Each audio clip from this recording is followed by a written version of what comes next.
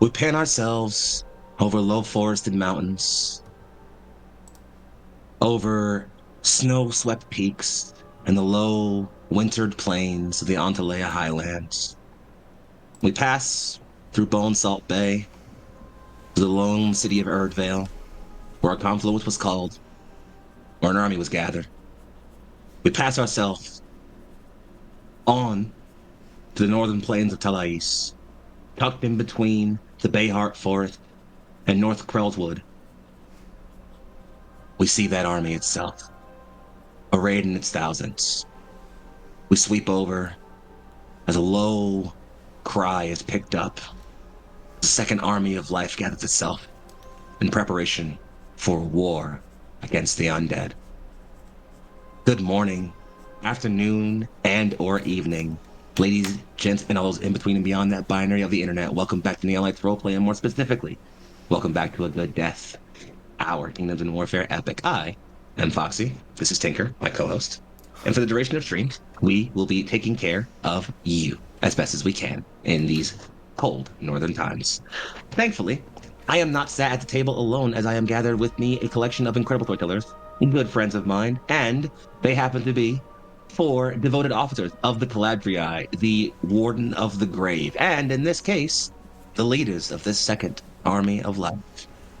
Their tale is only just being written, their legend already vast, and I could tell you all about them, but I would rather they do that for themselves. So, in the order that I call you out, my lovely players, please tell us all who you are, who you're playing today, where you can be found on the internet, and what toils through your brain as your great battle approaches in the near future. Let us start with my best buddy Lucian. Not again. Hey, I'm Lucian. I'm playing George. You can find me in the Discord sometimes. And I think George is still hesitant about his lack of faith, I guess. Would be the best way to put it. He's feeling a lot better about it, but it's still weighing heavily on his mind.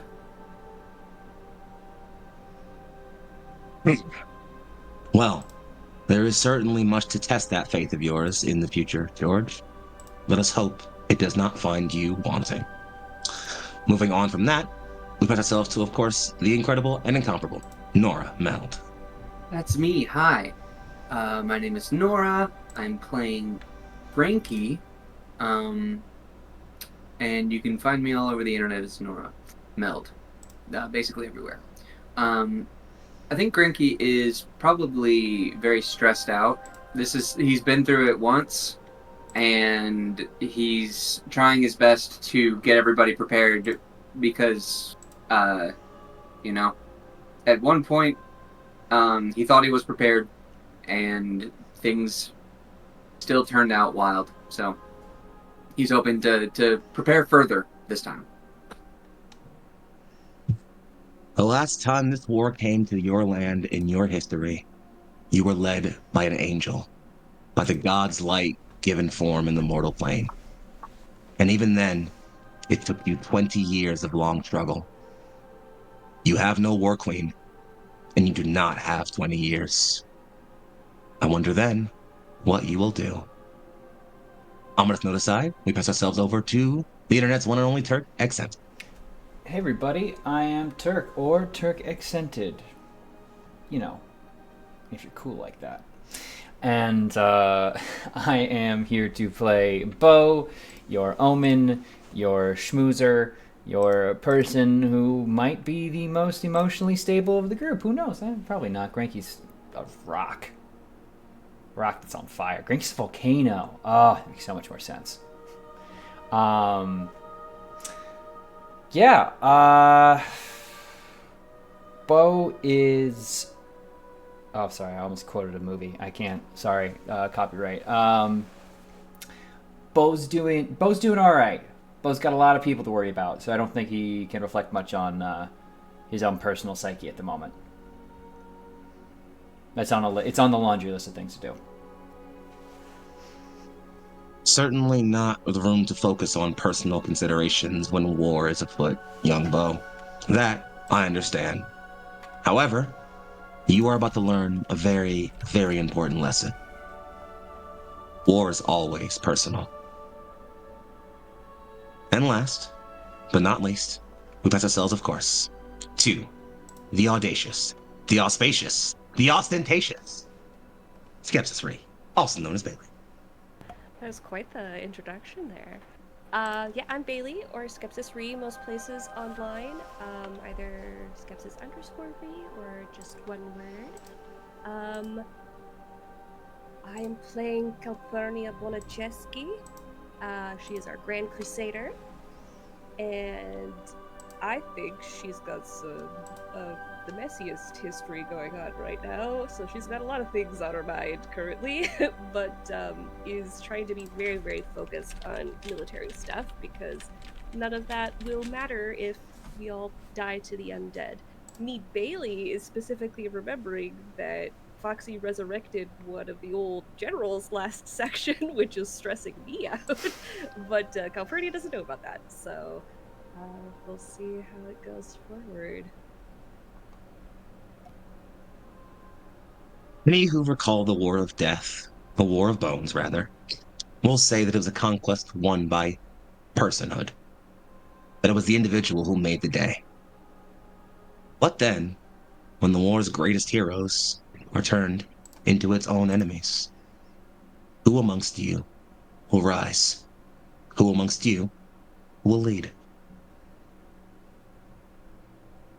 As opposed to answering that question, I'll say that I'm Foxy, and I play everyone that's not these four individuals, which is very hard to do because they're all very, very good at their job sometimes. And rather than talking more about it, I think I'll just show you all. So, let us begin in a very focused, centered scene. We pan ourselves wide across high, fur-lined, canvas-toned tents. Large, sort of wooden stakes into the ground help keep this structure held up, and there's a small burning sort of dais of fire held on either side, small enough to still escape through the smoke chimneys held on either side. But this tent, while far from the mansion one might call home if they were a princeling or baron, is nonetheless a spacious accommodation for the commanders of so grand an undertaking. As we pan across a wide scene, we center ourselves once again, as in the days of our first episode, on a sand-hewn table, cut into its surface. Are jagged triangles to represent the Bastionex peaks, inner and outer, Sarna's Ridge, and the other various mountains that crest the highlands. Markings denote cities, settlements, towns, gatherings of people, known caravan spots, and even refuge locations. All the huddlings of sentience left in this horde of undead. And around it, all around it, are gathered, once more, the leaders of the Caladriai, talking and working together as, in the distance, the sounds of the winter roar. The forest is still, well, dark, quiet, we'll say, in this evening. Birds and low insects chirping. There is still movement all around and all about you. Your encampment is never quiet these days. Hard to do when there are thousands of soldiers at your command now. Nonetheless, the four of you are here, making your considerations and your plans for what comes next. Where we are in time, we'll worry about later. But for now, let's talk about what you do, or what you have done. Friends, I turn the scene over to all of you. Oh boy, okay. So, got some planning to do, huh?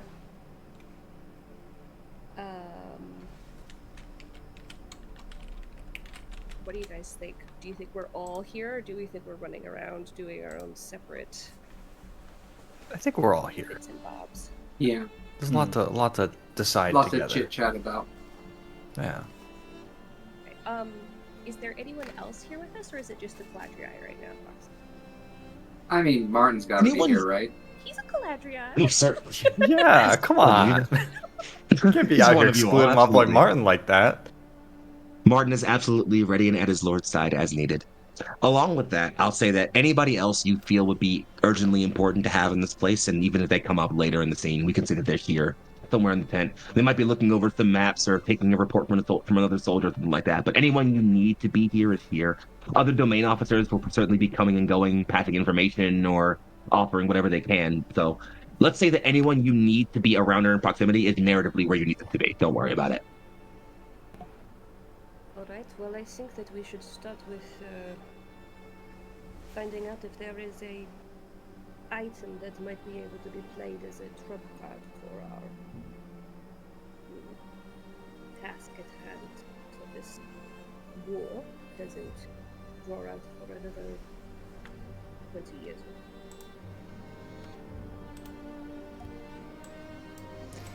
Well, like some magic sword that the enemy already has.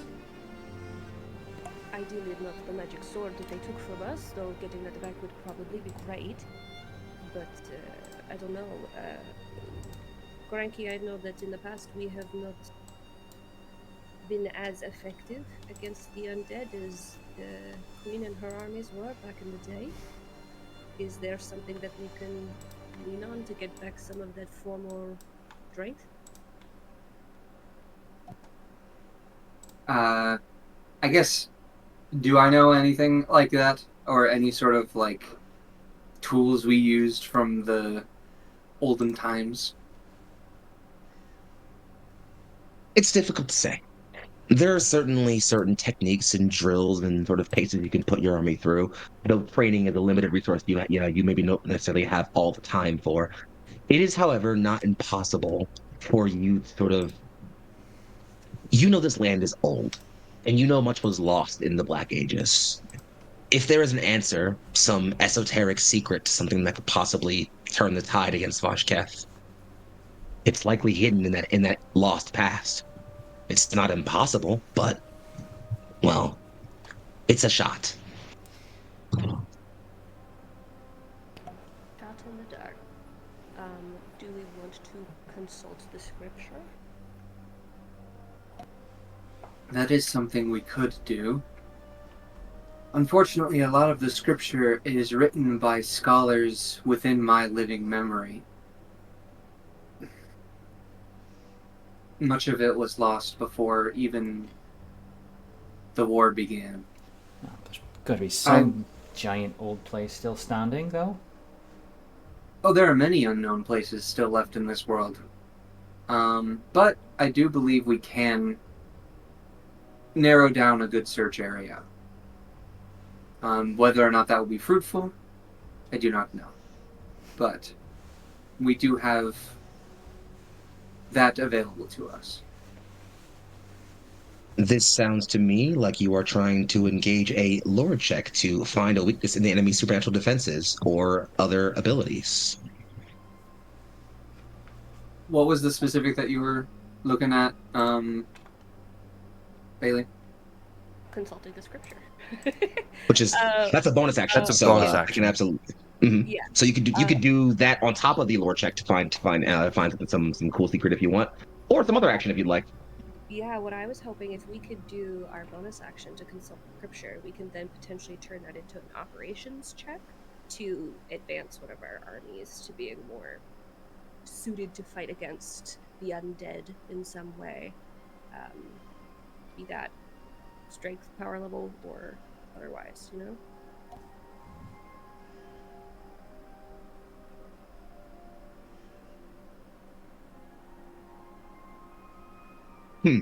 So then, it sounds to me like you are looking to obviously you want to use 12 scripture, which is definitely a solid domain bonus action. For the primary action you want to take first to go along with that, are you thinking you would like to upgrade a unit per se? Is what you're looking for here, like upgrade a unit's equipment? Or are you looking for just like because consult scriptures will let you pick a unit to upgrade just by default once you get the action off, obviously. But for the main action itself, you could certainly take an operation check to upgrade a unit. You could take an operation check to uh well increase the defense level or something else similar if you'd like. We could find that level 4 unit. Potentially. Ooh, that's spicy. But what I don't know if I'm reading rules correctly. The point Mhm. of the lore check of some kind is to make other rules easier, right? In different operations. Is that correct?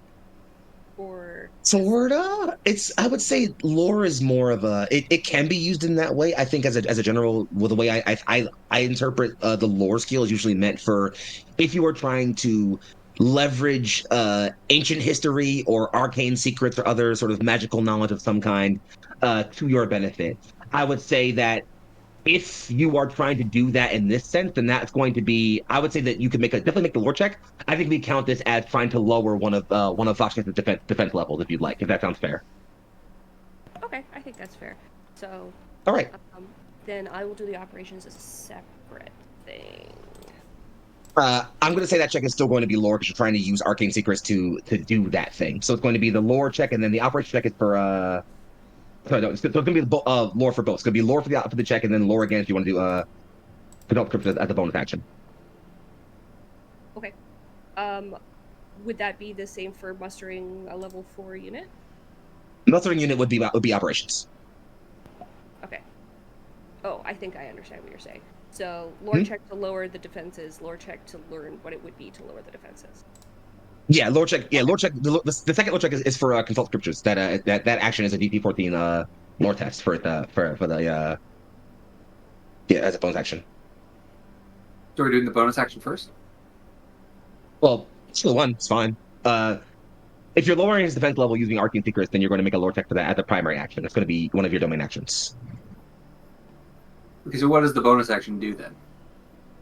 Uh, it's consult scriptures.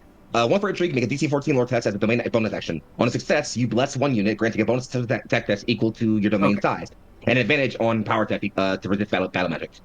Okay, got it. Got it. So am I making All right. those checks since it's lore, or It's up to you if you would like. I think that would be good. Quick question. Yeah. Do Mhm. I know that we can only add our proficiency to one of our checks each? Is that the same Yes. for the bonus? It's funny because it doesn't actually separate that between action versus bonus actions. It just says you can only add your proceed to one check per domain action. So I am not certain, honestly. I would assume it just means for the one action, but I like being nice to you guys, so also you can also apply it for one of bonus actions. Sure, why not? Thanks, Foxy. Yeah. So, Frankie, if you would, give me a lore check. Uh, First, what defense are you targeting against for the Black Crown? what do we think, y'all? Do we want to go with? Do you want to lower their communications, or That wouldn't be bad. Yeah, we. Go I think for it, that yeah. would be pretty good. It doesn't seem like resources would be something that's terribly impactful. I mean, Agreed. Right? it hurts their Yeah. artillery, but I think having them that's have a disadvantage, having the disadvantage of having their units not show up for the first round and not being able to swarm with their stuff would be very Yes. useful. okay? So I agree. communications is what we're going for. Hmm? Got it. Mhm. Got it. Okay. Do I know the DC on this, or is it a mystery until I roll? It's a mystery. Mystery.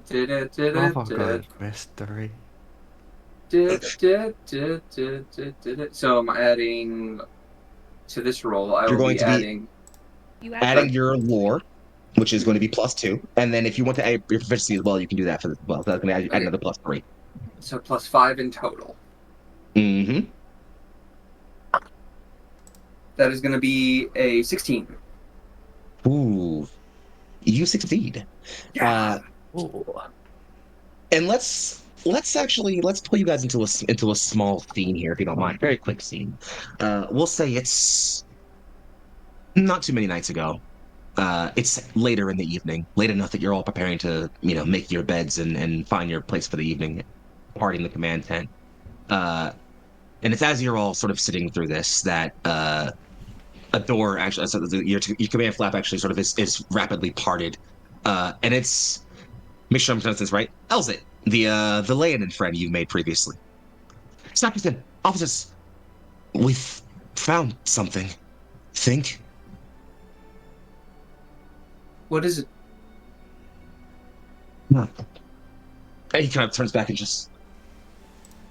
And you'll see two soldiers come in. It's actually three of them in total.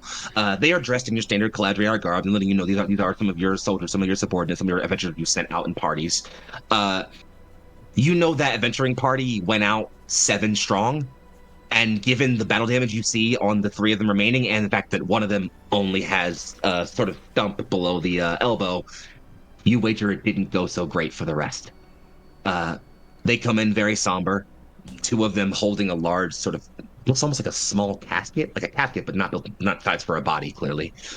And they place it on the ground. Ow! Place it directly on the ground in front of all of you. We found an old barrow, not too far from Hunter's Respite. It's tucked into the forest.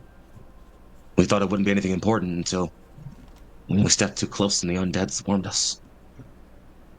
We went inside to stay safe. Had to survive on whatever we had. A lot of us didn't make it. Some of us turned. But we found this.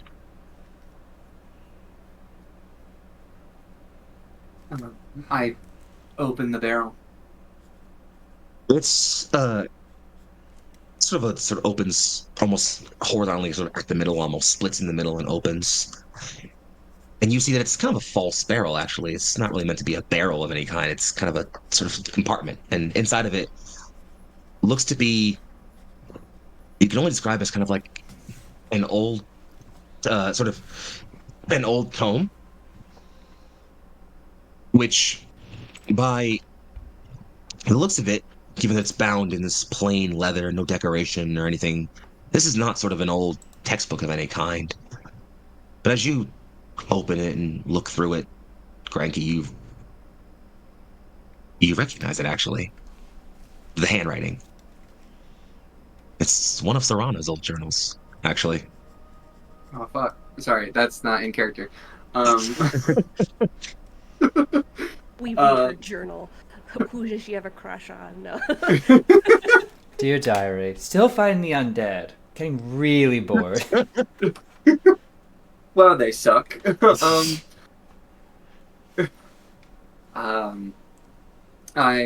flip through the pages, and before reading too much into it, I close it again and take the 4 people remaining, back outside, to where we're sort of secluded from everybody, and I guess I huddled them around, as one would, and you all have my deepest gratitude. What you sacrificed for this was not in vain, and I will make sure that their families will learn of their sacrifice, and I will make sure that all of you are rewarded in kind as well. And I then put my hand on Eslet's shoulder, and as I've done many times before, light an incense and recite the prayer for them. And they sit there quietly. Some of them even plop onto their onto their rear and kind of sit on the ground and recover, listening to you as the incense flies in the air and the high night. The rest of your officers are still behind you enough to kind of see in the doorway this is happening, and you're all present for the moment, certainly. Are there any other thoughts anybody wishes to share in the space? Any other things that wish to be added here? I think only after Granky has finished will Calpurnia say anything. So I think Calpurnia's priority is just like, have any of you been to the infirmary yet? Triage. You can tell by the fact that they have bandages and wound coverings on them, and they look relatively fresh. They definitely had their at least had whatever field dressings that they put on replaced. Some of them might need a night in the infirmary or in triage areas or two, but you can tell they've been tended to at least. Okay, well, I will take the name of your unit and make note of those who have fallen, so we can alert their families. Their noble sacrifice. The one with only one arm remaining, who looks to be human and early 20s perhaps, plops himself down and just, thank you. That means a lot. I never thought we'd be fighting a war like this again. Of course, I don't believe any of us saw it coming on the horizon. I would also give you leave if it is decided that you want to. You may come to me in private or make a note, whatever you prefer, and I can dismiss for injuries or like that. He looks as if he wants to consider that for a long moment before his gaze hardens. One of my best friends took an arrow in the back to get me out of there. I owe him something. I won't leave until I get it back for him.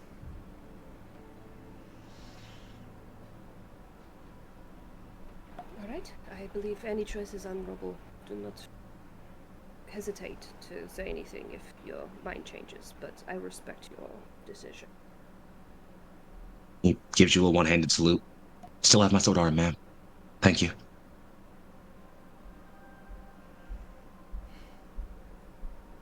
Yeah, I don't think Calpurnia is about forcing people to continue fighting if they can't fight. I think that ruins morale in general, so... Totally valid.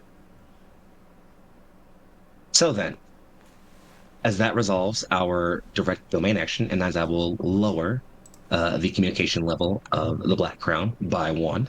Ow. Bonus action. Consult the scriptures. Huzzah. Yankee, is this you again? I'm assuming it is again because it's the bonus action. I may as well just keep the party rolling. Hit it off then. Oh, God. Oh no. No, it just fell off the table. That is a 13 plus 5. Math. More than enough. 18. More than enough. You absolutely. In fact, actually, this is actually perfectly pertinent. Frankie, as you look through the book and the journal, it's not necessarily the journal itself that really matters. In Tolkien scriptures, it's sort of an apt term, but it's not really the wording here that matters. But you know that in a world without the gods, concepts and objects have places of have power in this world. It's the reason why the Church of Arana holds to their symbols so closely.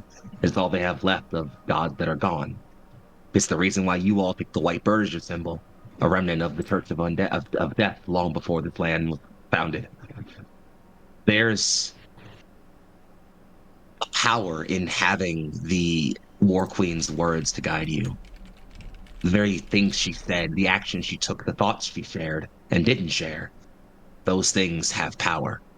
And if you, I guess, for lack of a better term, impart that power, impart that belief unto your troops, it is a force that manifests, well, materially. Belief is magic in this world. Faith is magic in this world.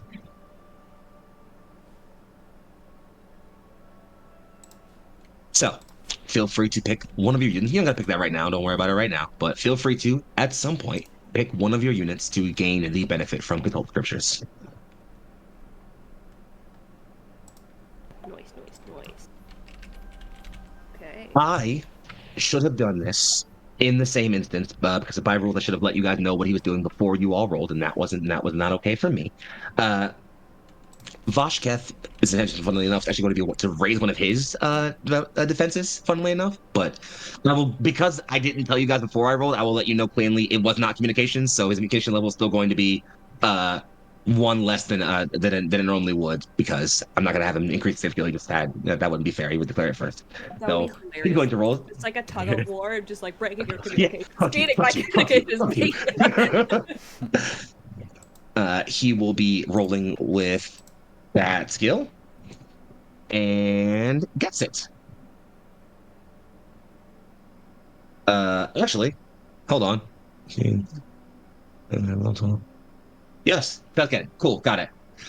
So he will increase one of his defense levels. I think the montage was the camera gets very briefly. It's just sort of like we get a very brief camera cut of just you know sort of like a dark room where we can see a single hand glowing with black smoke wave, and in the depths of this massive long corridor, a chorus of eyes and sort of blue skull lights go up as Voshkath raises another sort of collection of legionaries. You all have fought and died for this land already. A shame, then, to see you risen in such a state. I promise it shall be for a purpose. And the camera will then fade. And I'm going to actually also have him make a bonus action real quick. Because he has a feature he can use once per intrigue. It's going to be an operations test, which he passes. He's going to gain advantage on all operations tests for the rest of the intrigue. Not As a he took the fan. action, the dead do not falter. But what if the dead do falter? Yeah, what if Well, they don't. He just rolled for it to make sure they don't. That was the whole point of the What if action. they trip and fall You instead? tricked them, yeah. Just sending all of Then make those an espionage roll. I'm telling you. to go in there and slice them into Achilles' heels. Yeah. Do an So then- operations roll to take each of their left foot. That's the Well- prize, coming back with just a foot. That's how you do it. Yeah. You got to bring your foot back. You got to make a necklace of feet. Speed jewelry aside, we're back over to you all as the camera passes back to the war table again. You are all stood in front of it, planning this sort of further offensive. What then is your next plan, Caladriai? Speaking of bow, I believe that your skills are probably the most useful right now for learning what exactly we're up against. Oh, really? Yes, don't get too egotistic about it. You leak out my eye. Yes, the good one. What would be your suggestion?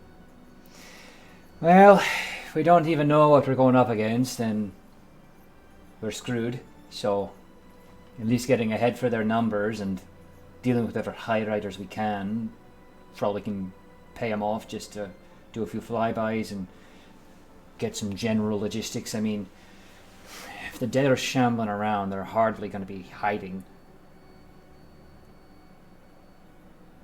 No, what I'm more concerned about is where exactly we are marching up to a stronghold, more or less. What that looks like, not as far as a head count goes, but what our people at the front lines are going to have to go up against. Whether we need to have more firepower or more defense or whatnot. Alright, well, I warn you, high riders aren't known for artistic ability, but I'll see if I can't pay him enough to get a cartographer up there. Well, do you want me to send somebody who's war savvy with them so they can at least make a proper judgment? I'll handle it. Okay, thank you. Yeah, well. All right. This sounds to me like an espionage check to get a sense of the enemy's defenses and/or their forces. Mm-hmm. So All right then. that's gonna be d20 plus 1 plus my proficiency bonus of 3, so plus 4. Let's give it a shot. Yep. Do it. Ooh, there you go, 19. Not bad. So, then with a 19, I will do the following for you. Spark, how do you want to play this out? Would you like to have a small little banter back and forth between you and your old friend, or you want to take that for later? Oh, I could absolutely do that. Marvelous. So, we cut to just at the crack of a morning or so. The sun has just peaked over one of the low mountains and is beaming off orange rays into the low encampment you were all set in. Bo, you've ridden your steed out into these foothills, a low forested copse area around you. And while it's quiet for a bit, eventually you hear a loud, thunderous squawk coming from a tree behind you. And a figure taps a tree next to him as he's squatted. Yo, yo, up here. Yeah, well, why wouldn't you be? Right. Got back to that little trip you sent me on. And that all worked out well. You're still alive, so I lose that bet.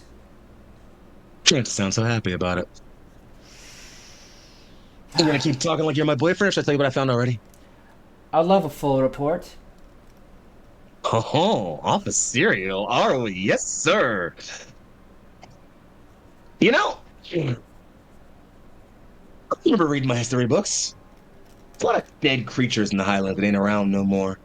Hell, and he kind of scratches Gilbeak's head a little bit. Even cliff runners are pretty rare these days, they say. Hippogriffs are gone. They say stone giants don't exist anywhere but in the far northlands. But you know that I think about it? I ain't never seen a living dragon. But where I just went, I saw a whole fuckload of dead ones. Moving? Or For all the fuck I know, thankfully, no. Just a graveyard of them. Bones as big as hills. A landscape of them. And in the middle of it, a giant fucking tower of bone, flesh, and ice. Stuff of fucking nightmares. And I'll briefly put you all on the battle map so you can have a look-see at what it looks like.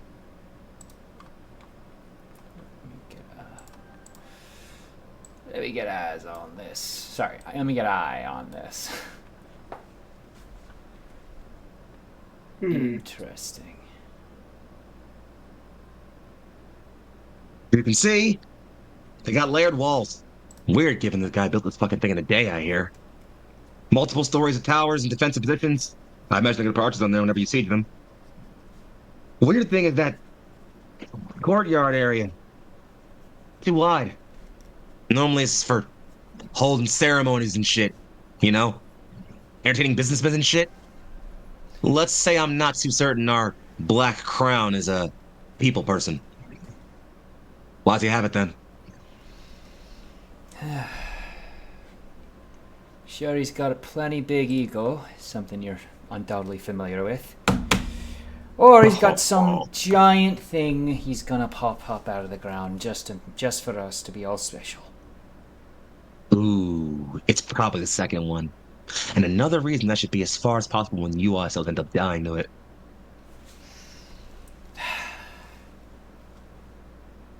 As much as I... Tell you what, as long as you keep helping like this, I'll stow it. Even if it does cost us all a pretty penny. Hold on. Shh. Fuck all of that. Did you just say that if I keep flying scout for you idiots, you'll shut the fuck up for once? I'm saying, I'll keep all the nasty little things and quips and things I know about you locked up in here tight. If you just do the bare minimum. And I won't let anybody know about how you came to power and how there's probably a little formula that they could follow too. He literally just like leans to one side, almost drops perpendicularly, angling from the tree, his knees being the only thing that keeps him not from falling out of it. He hangs upside down, maybe a good foot or two from your face at this point. Now there's the Beaumont I know. Oh, full name, am I supposed to be impressed? Nothing impresses you, kid. But I was worried you got soft on me all this time. You remember why you left, right? It's not soft.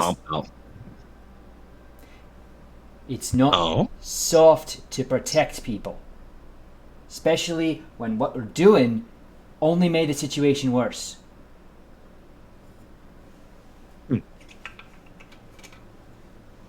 You know, it's funny. I remember a guy who told me once that the most important thing to do in any situation was to take care of the people you cared about. Sound about right? I Then remind me what the f*** I've been doing for the past decade and a half.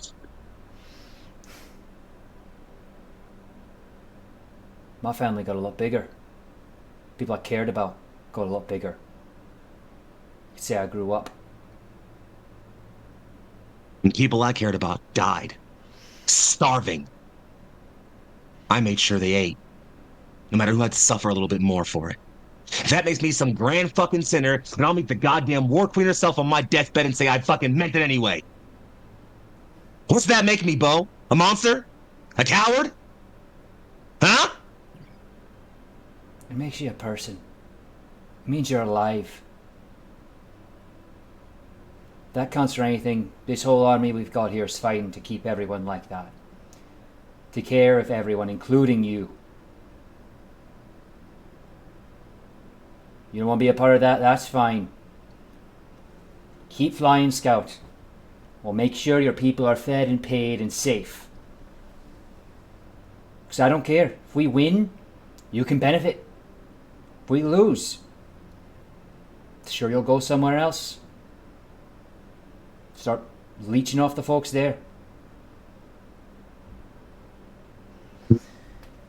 Drops out of the tree. Stands up. You and that stupid fucking bleeding heart. At least I got one. Sit. I'll keep my boys flying for as long as I can. You get no more out of me.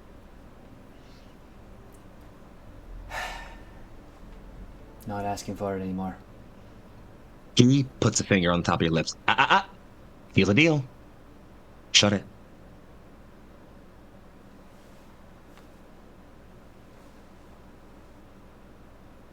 He leaves the finger there for far longer than he should for it to not be homoerotic. And then finally puts it down. Night then, Captain. And Bo's gonna epic swish of the coat leave. That'll just throw loose one at a time if necessary.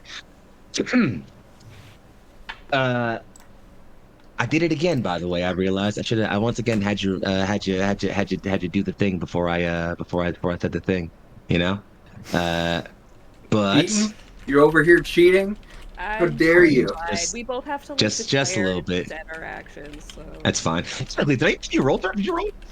Yeah, I did roll. That was I got the 19. Wait, I thought you rolled. I just totally forgot about it. Yeah, hey, we got lost in the scene there, which is fine. Yeah, I was having fun. I'll be honest. That's okay, because I'll keep this one super straightforward. They're doing the exact same thing they did last time. They're gonna raise another one of his defenses. So I'm gonna roll for that real quick, and I'm gonna say that he's using a different different stat this time. We're gonna use operations this time, and I'll show you why. Oh, perfect. That's that plus that is. I'm looking at the wrong sheet. That's you guys' sheet. You can raise our defenses if you want. That's fine. No, that's That's fine. That's fine. Okay, cool. Got it. All right, cool. Perfect. Got it. So they'll increase that a defense of theirs, and you guys will know some stuff about that later. Don't worry about it. But I think what narratively happens is as we bring ourselves back to the war table scene, Bo, you can assume that you've imparted the information about the this dragon graveyard whereupon the Palace Citadel has been raised to the rest of your compatriots if you'd like to do so. I got a full cartographic draw up based off of descriptions, and anyone else I could probably pay off on high writers just tell me a better idea. Perfect. What happens afterwards is as you're passing this information, you get almost interrupted by a sort of, actually, funnily enough, one of your scouts actually not barging in, but just Omen, officers, we got word off Melthane. there was a survivor group out there holding what they could at the Central Plaza. Well, we had contact with them. We went back a couple days ago. Didn't even find the bodies.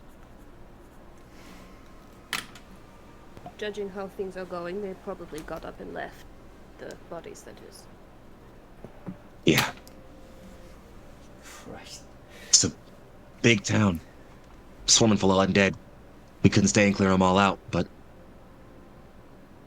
there was a lot there. If there's anybody left, they're huddled down. And probably not long for the world. I don't know what our boy's doing out there, but his army sure ain't stagnant. Elthane's on the list of places to hit. We'll make sure to hit him just as hard, if not twice over for their sake. I'll get some folks rallied. I'm in favor of deferring the trajectory slightly if we need to move closer to Elthane. Spread the word. Extra sharp blades.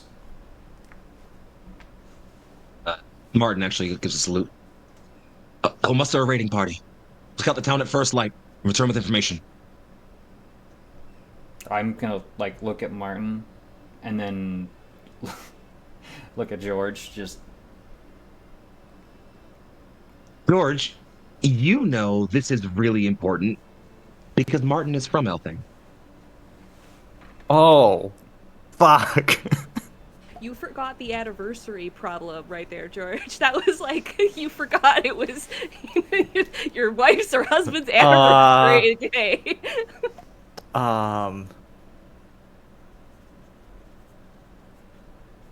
Fuck.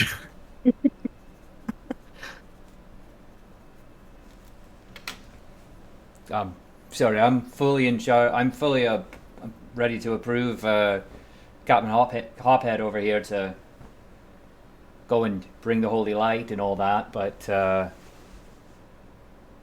don't think that's in my direct purview. I don't know, maybe there's a time for a power grab. Taking the words out of my mouth. But, Oh, you were going to go for a power grab. Interesting. oh, yes, definitely. I mean, you've been fitting for yourself for a crown by the looks of things. Yeah, definitely something that I prefer over our Martin, over here. you do what you think is best. You know that area better than any of us do. Martin looks as if he was prepared to argue with you if you said he couldn't go. But that falters immediately. And... yes, sire. Of course. I will be back swiftly. Just You have come my back word. safe. Of course. Don't wear your favorite shirt if you're riding with any of my boys. I will leave behind my cleric's robes for once. It's a thing. They're gonna hide a fish in there somewhere. Don't tell me why. Don't ask me why. Oh, I thought they were going to vomit or something out of fear. That's much better, I guess. In the midst of you two bantering back and forth, Martin has fully come out of his sort of mantle and robe and just drops all of that to the ground, has a simple sort of commoner shirt on under it, rolls a shoulder. All right, then. I'll get us some riders and be back by first morning.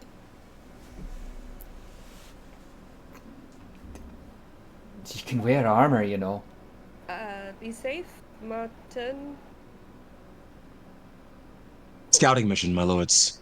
I will not engage the enemy directly. I will gather information and return post-haste. You have my word. This is a war, after all.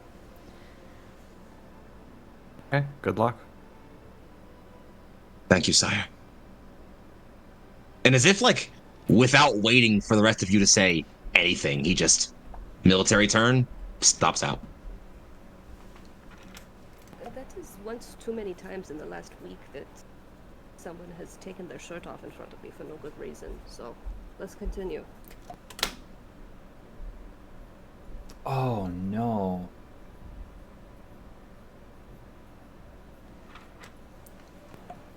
All right, I'll leave it at that then, both. No, I'm just going down the list. I don't think there's really anyone I want to have their shirt taken off in front of me that we've met. That's not true.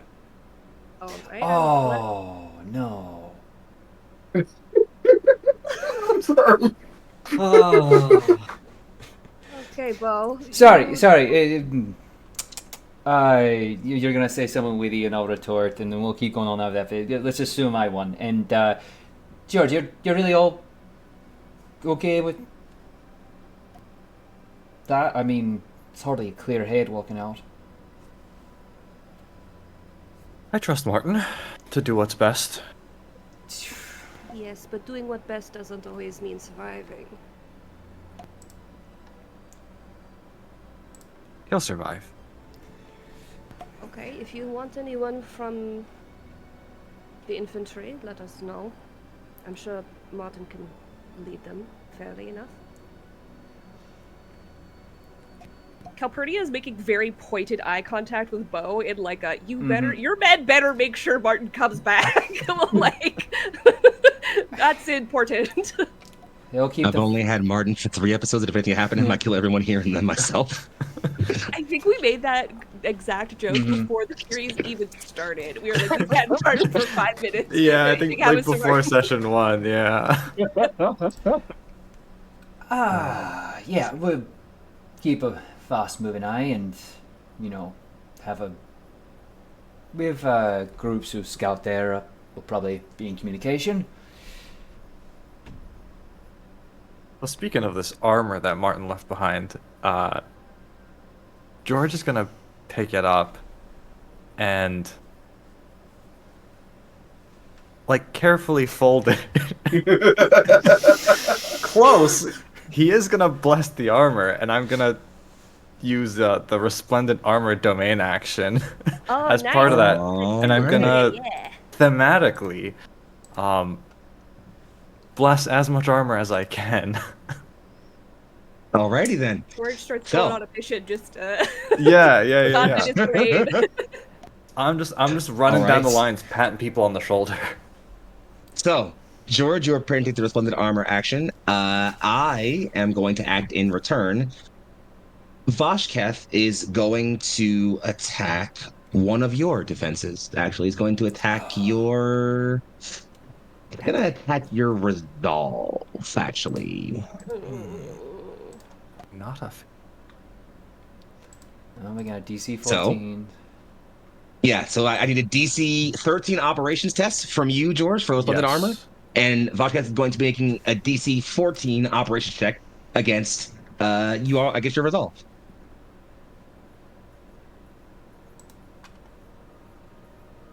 What you got for me, boss? That is a 15? Yeah, 15. 15 absolutely passes. So, George, you are easily able to in fact, George, you actually, you know what? Yeah. All right, I got this. Let's scene set here for a moment, George. The time of the scene doesn't necessarily matter, like this the date, but it's about mid-noon. You walk in the midst of your camp, which is busy with training and unpacking and packing and returning scout missions and outgoing scout missions and all kinds of various work and movement. And you make your way directly to the smith's tents, actually. You make your way directly to the forge areas in the back where the quartermasters and various sort of attendant blacksmiths are working on gear. In fact, you know that specifically, Shawnee's Blackguard has a bit of a exclusive contract with a couple of dwarven merchant clans who kind of not only forge a lot of their firearms that they use, but also sort of are a walking craft. They actually have a very unique kind of forge that is able to be literally sort of potted almost and carried with them. So they have a forge with them, and many times it's effectively a mobile forge. And so as you approach, you see this large, almost open kiln wherein this very squat older woman with a sort of a large scar over the left side of her face is pulling a wide axe blade out of her sort of out of the heat, and literally just flex a bunch of the kind of molten material onto the ground, and then places it against something and grabs a large hammer and with both hands begins to just smash at it for a while as you walk in. And she looks over. Hey! Ew. Trying to make yourself useful! Or stand over there! Okay. What for? And she says, she kind of literally takes a second. You think I'm making blades over here? There's a war coming. Lots of undead to kill. People need axes and swords and shields and all kinds of other sharp and non-sharp things. Those don't get made from nothing. So help out or stand over there. I'll help. She looks at you, just a bit scrawny for an officer. Come then, out of that armor. Let's see you get to it. Sure thing. I mean, George will, take off like the top parts of his armor. As she kind of places the very, very heated blade she's still working on, you'll see that, and this is a bit of a world building thing. One of the things that dwarves kind of have uniquely, sort of ancestrally, is they have an incredibly heat resistant skin. And so this dwarf is able to literally grab this sort of still kind of heated blade and place it on a rack with several others that rapidly begins to cool as she. All right, we'll start simple. Hand me that slab there, and I'll start shaping while you hold it still. Don't worry, it won't burn you. Probably. That's what healing's for. Am I right? And As you kind of make that clip, she kind of lifts a large slab of metal and just big clippy for a paladin, ain't you? I've been a paladin for a long time. You get tired of the old uptight, straight-laced. Especially when you work with the both- faithful of Arana.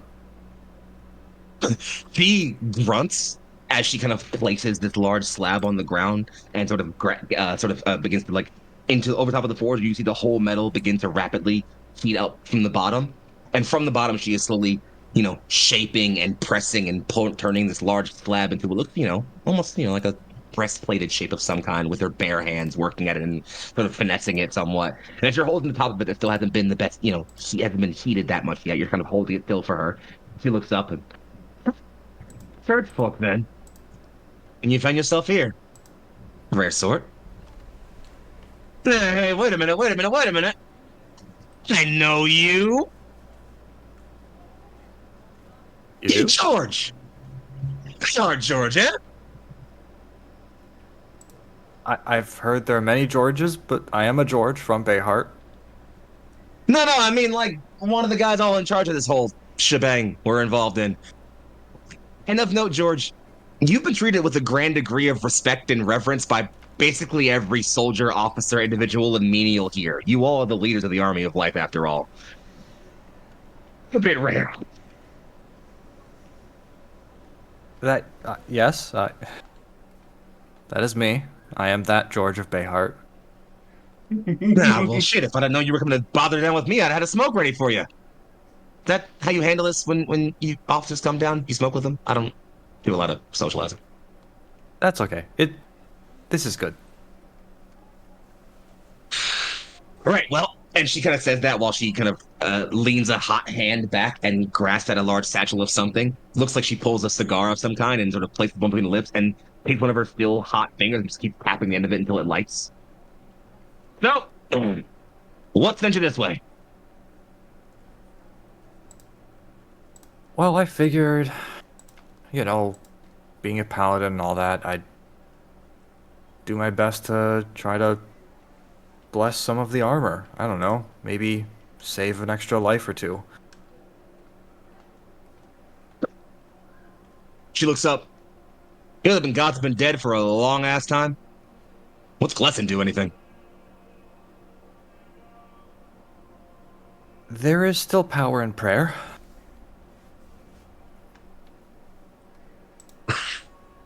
You know, my sister was faith folk. Not Arana types like you, but kept the belief, kept the prayer book, kept the robes on, the shrine at her home. You know what she is now? I think I may have an idea. Well, good, because I don't. The undead didn't leave enough pieces of her to find. So let's say I'm not much for faith, huh?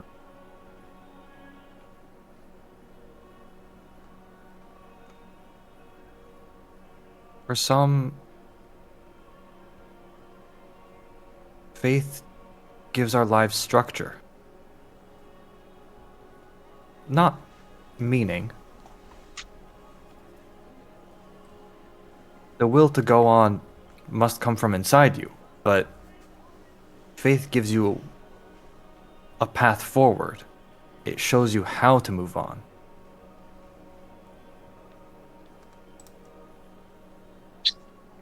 Read that in a book somewhere?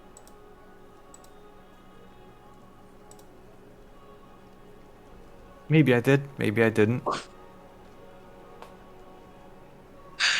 Hammer. She Hammer it points is. at the large. She points at the large two-handed hammer. George will grab the hammer off the wall and hand it over. She looks at you for a long moment, kind of sizing you up almost. Nah, you need this more than I do. She leans back and grabs where your hand is, holding the large, now almost half-shaped breastplate. Turns it to you. Square stance. Both hands. Let her have it. Swing the hammer, chaplain. Right, the hammer. And George will swing the hammer. You swing hard and it crashes against the plate. Barely dents it. Mm-mm. Try again. George will wind up. Big swing. Smashes. Bends a little bit. All right. Do that maybe 5,000 more times. We'll get this done by the afternoon. Come on. What's your problem here, huh? It's been a long day, okay? And he'll channel some of that frustration and anger of being stuck in the war room for, at this point, hours, if not days, and just gives it more than everything he's got. You slam the hammer as hard as you can, and it bends almost a perfect sort of almost solar plexus like dent directly into the middle of its breastplate, causing the other to kind of curve almost well like it would around her breast. And she kind of peeked her head around. Not bad. For an older teen. What's the matter? All that faith not giving you enough strength?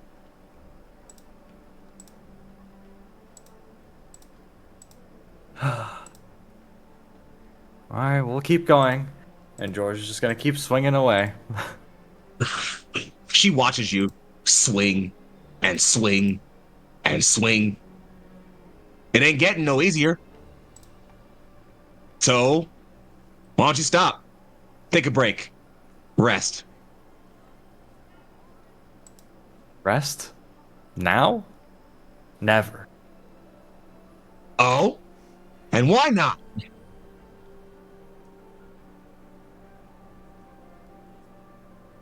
The war isn't gonna stop if I stop. Not too bad, Chaplain Obvious. Any other reason besides that, or just that?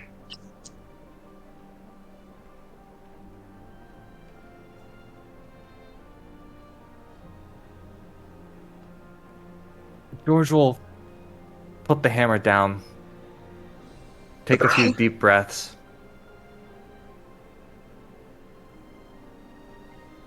I don't want to stop. Why should I?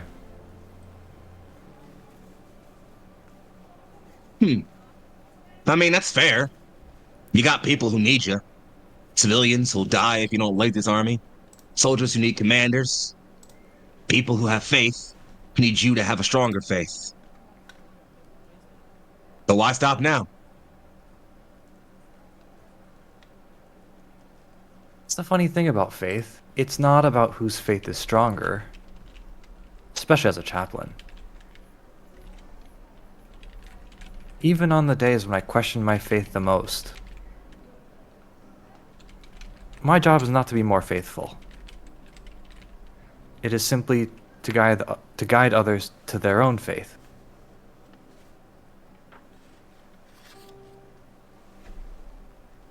You might not believe in what we believe in, but you believe in that forge? Quirks an eyebrow. Huh. Give it one more. Why don't you, Chaplain?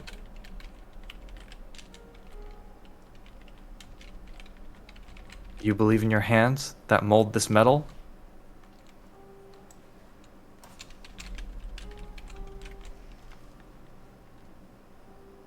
And George will pick the hammer back up and slam it again into the breastplate.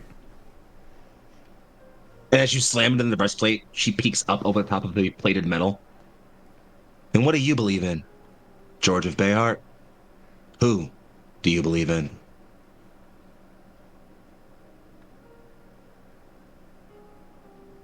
I believe in people. My fellow leaders of the Caladriai. My soldiers. All the people of Bayheart. Even you.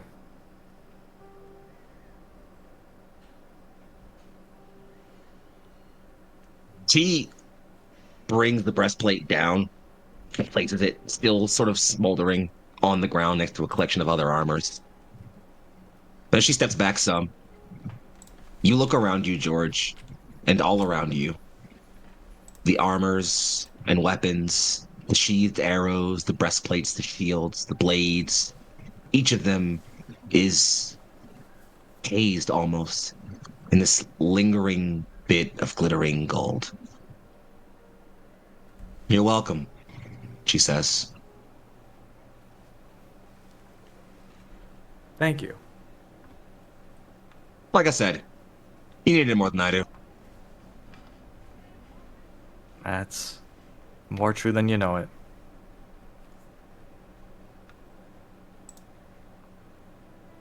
Anything more from you, George? No. All right, then.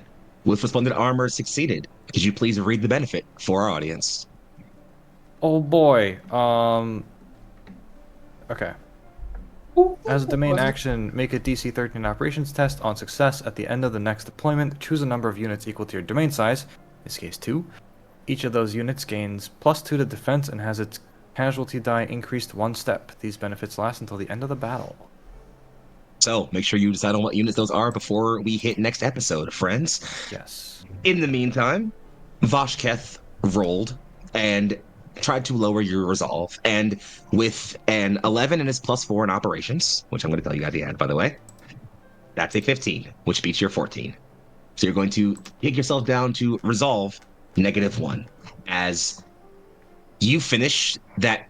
Actually, on the same day, George, that you finish this conversation with the blacksmith, you step out into the midday, and it's still early, maybe just this afternoon, so it's still, brightly lit, and people are still active.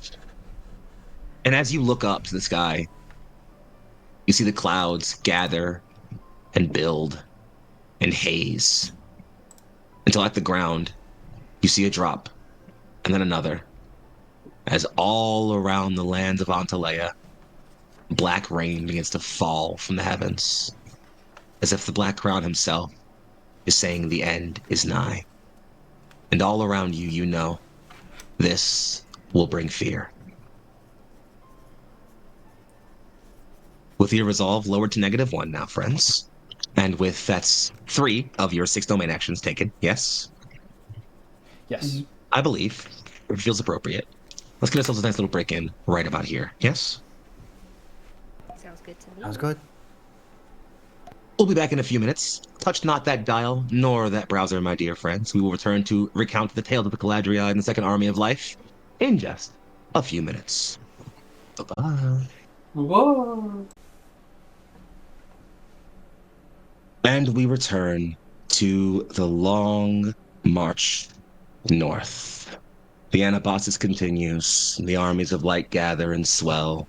Elfane has fallen, and more peril awaits. But now, we turn once more back to the war table. Caladriai, you have 3 domain actions remaining in this intrigue. The Black Crown swells in strength. Your army grows to match it. What next will you do? I feel that it is important that we strengthen our forces, not in number as much as it is in ability. I think, unfortunately, well, I think this is something that we might be able to make better with communication with your old troop. If we can send birds, of course, but if we have somebody who can send messages quicker to the battlefield without having it be at such a risk to be shot down, I think it would be quite beneficial. You're asking for a lot from me, understand? Any kind of direct contact with a battlefield situation is going to be pretty hard to sell to Jack. I can try talking to him if you would prefer. Don't know if you're quite his type. I mean, I feel like I've gotten quite good at handling people of his personality type. oh, what's that supposed to mean? Oh, nothing. Don't worry about All it. us rapscallions are the same, huh? You said it, not me. Anyways. Look, if you think you can, squeeze out an ounce of dignity and honor from Jack, be my guest. But that's trying to get water from a stone, in my opinion. I think I've got the best deal we're going to get by generally keeping my mouth shut and just paying the man. Well, I think perhaps maybe you're going about it the wrong way. You can't change the course of water in a river. You have to make an embankment, not stop it completely. Jack's too worried about his own people to send any of them into a dangerous situation. You're better off talking to subordinates, seeing if he can't incentivize them, but even then, that's going to get reported up. It's tight-knit. So if you think you can break Jack, by all means, be my guest. Alright, well, at least we can do is try. If he's part of this army, we should at least make it so he does something. He's probably doing all he's going to try to do anyway. Word of advice, don't get on the cliff runner. Or if you do have to, don't sit behind him. Because he'll make you want to grab his hips. And that's exactly what he wants, and that's how it starts. I think I can handle myself, but alright. Oh, sure. Mouse in the lion's den, but I think you have the wrong inception as to who is the lion here.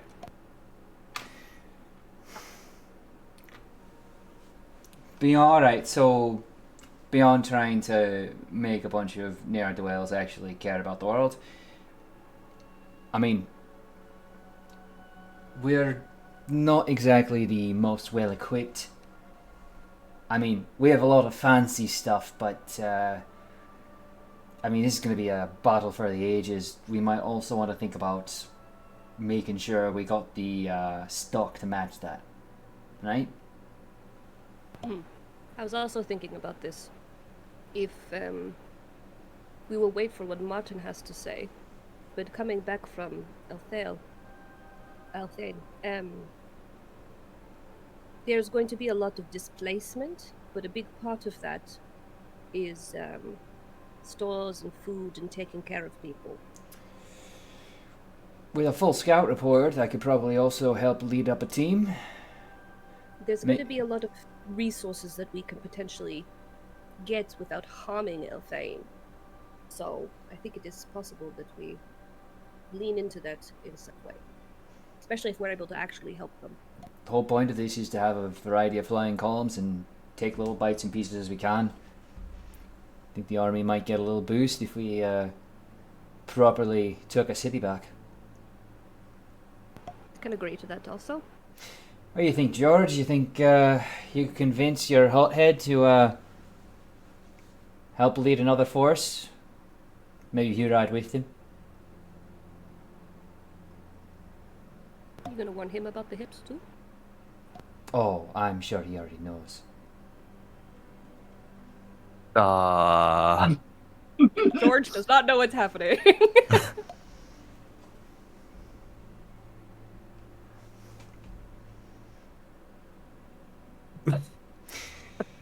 Look, George, I'm asking if you want to go knock in some undead skulls. I'll do that. I'm not putting my hands anywhere near Jack. That's all I'm saying. Oh, all right. I did it. Okay. I think horses or rams are probably the best to deal with this. So you and Martin being in charge of it makes sense to me. Yeah, of course. That sounds good. I'd also hate to force it, but probably a very good look would be if the faithful of Arana went with you. I know that that's very touchy, but you know that their forces are quite equipped. That can be arranged. I have already taken the liberty of speaking to the High Inquisitor. Oh, good. Yeah, she's on board, but someone will have to communicate to her about this side quest. Well, I deal with my own side quest, I guess. Ah, I see. Now, is she number one? What? Nothing. Huh? I was just being jealous. What are you saying, George? I've just got a mystery to pick through. Oh, no, nothing. I think that's a great idea. Yeah, Martin and I can take care of it. And Do you want Granky to go with you? I know that Granky holds quite a bit of status, prestige. George will kind of like turn and look at Granky because I'm assuming Granky's in the room. I'm here. I've just been silent. I don't want to involve myself in drama. I feel like Granky a lot of the time is just like fade into the wall. Unimportant banter. Not unimportant, but unimportant to me. If you wish me to go, I will. It would be good to have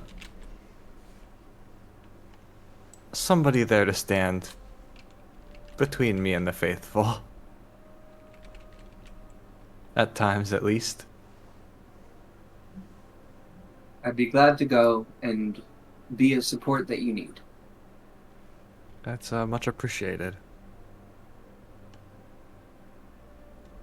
So this sounds to me as if we are preparing for an attack to retake Elthade with the help of the faithful of Arana, and possibly trying to see if we can't negotiate a little bit more help from the High Riders.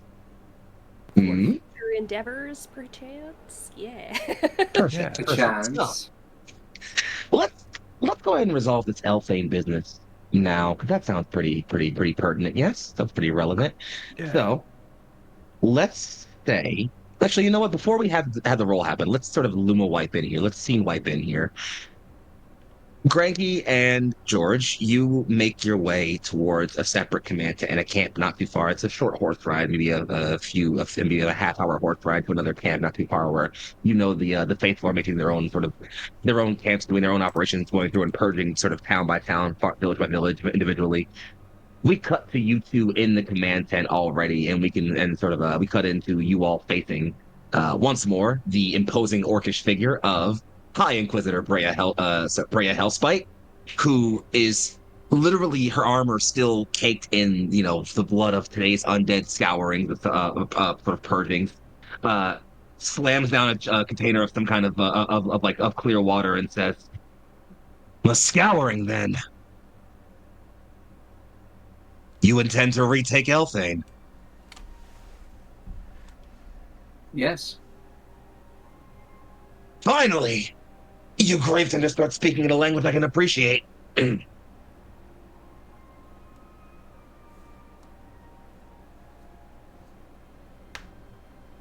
Are you in?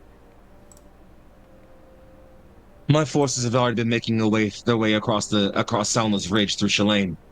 Several small farming villages and fisheries have been cleared already. If the headman of my forces can greet yours outside Elthane, or attack from the west if you willing. Regardless, I will be there. I will be dead to kill. That does leave a more interesting question, however. There are likely to still be unturned within the city. What will you do with them? And she's saying this while looking directly at you, George. Oh no, not this. I mean, the implication's obvious. You know how the faithful operate. Those who have been too long around the undead are uncleaned and should be purged alongside them. That's Yeah. what most of them believe. Yeah. So, Brea's implication of what do you plan to do about the unturned means otherwise I'm going to do what I plan on doing with them, and you know what that is. Yeah. Any survivors will be taken in and supported in whatever way we can. You have time to nourish unclean while you are on Anabasis. March to the north. It will slow down your logistics. Drag on your morale. It will take time and casualties. Are you certain of this? I think you'll find that it will do the opposite of dragging on our morale.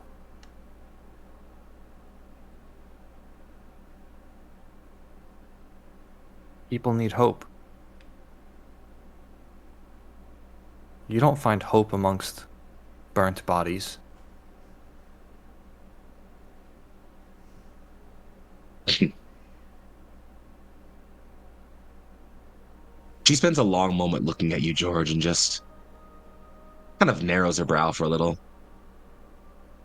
You have changed little since your parting from the church.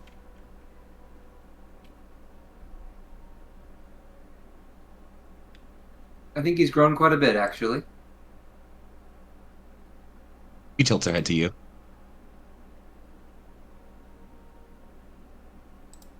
I'm quite proud of how far he's come.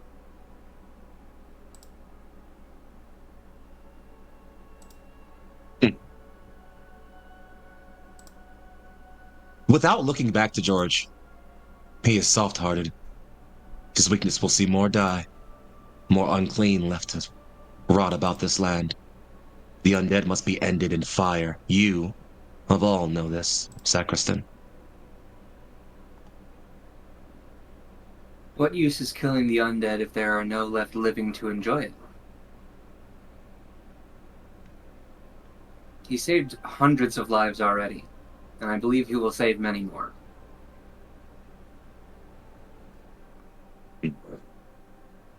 You would bet your faith on this one's deeds.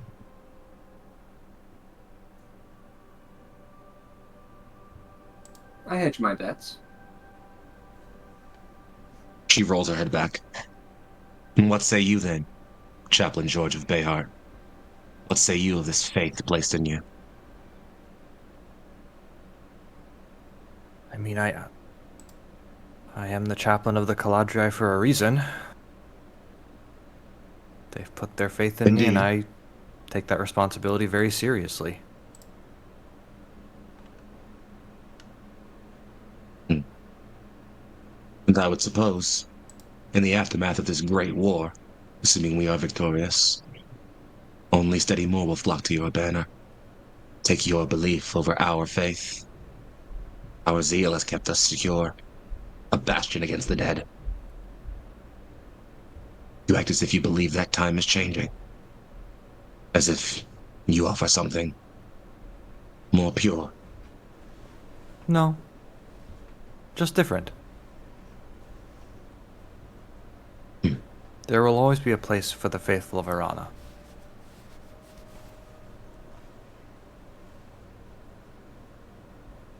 Just simply was no longer the place for me. Well, whether or not you've changed much in your parting, you are certainly not the young paladin boy I once tutored. That's for sure. I will see you in Elthane. We will sing the measure of this faith. Go then. Rest. There is a slaughter to be had in the morning. Your assistance is appreciated. And I bow, and then George will salute before he walks out.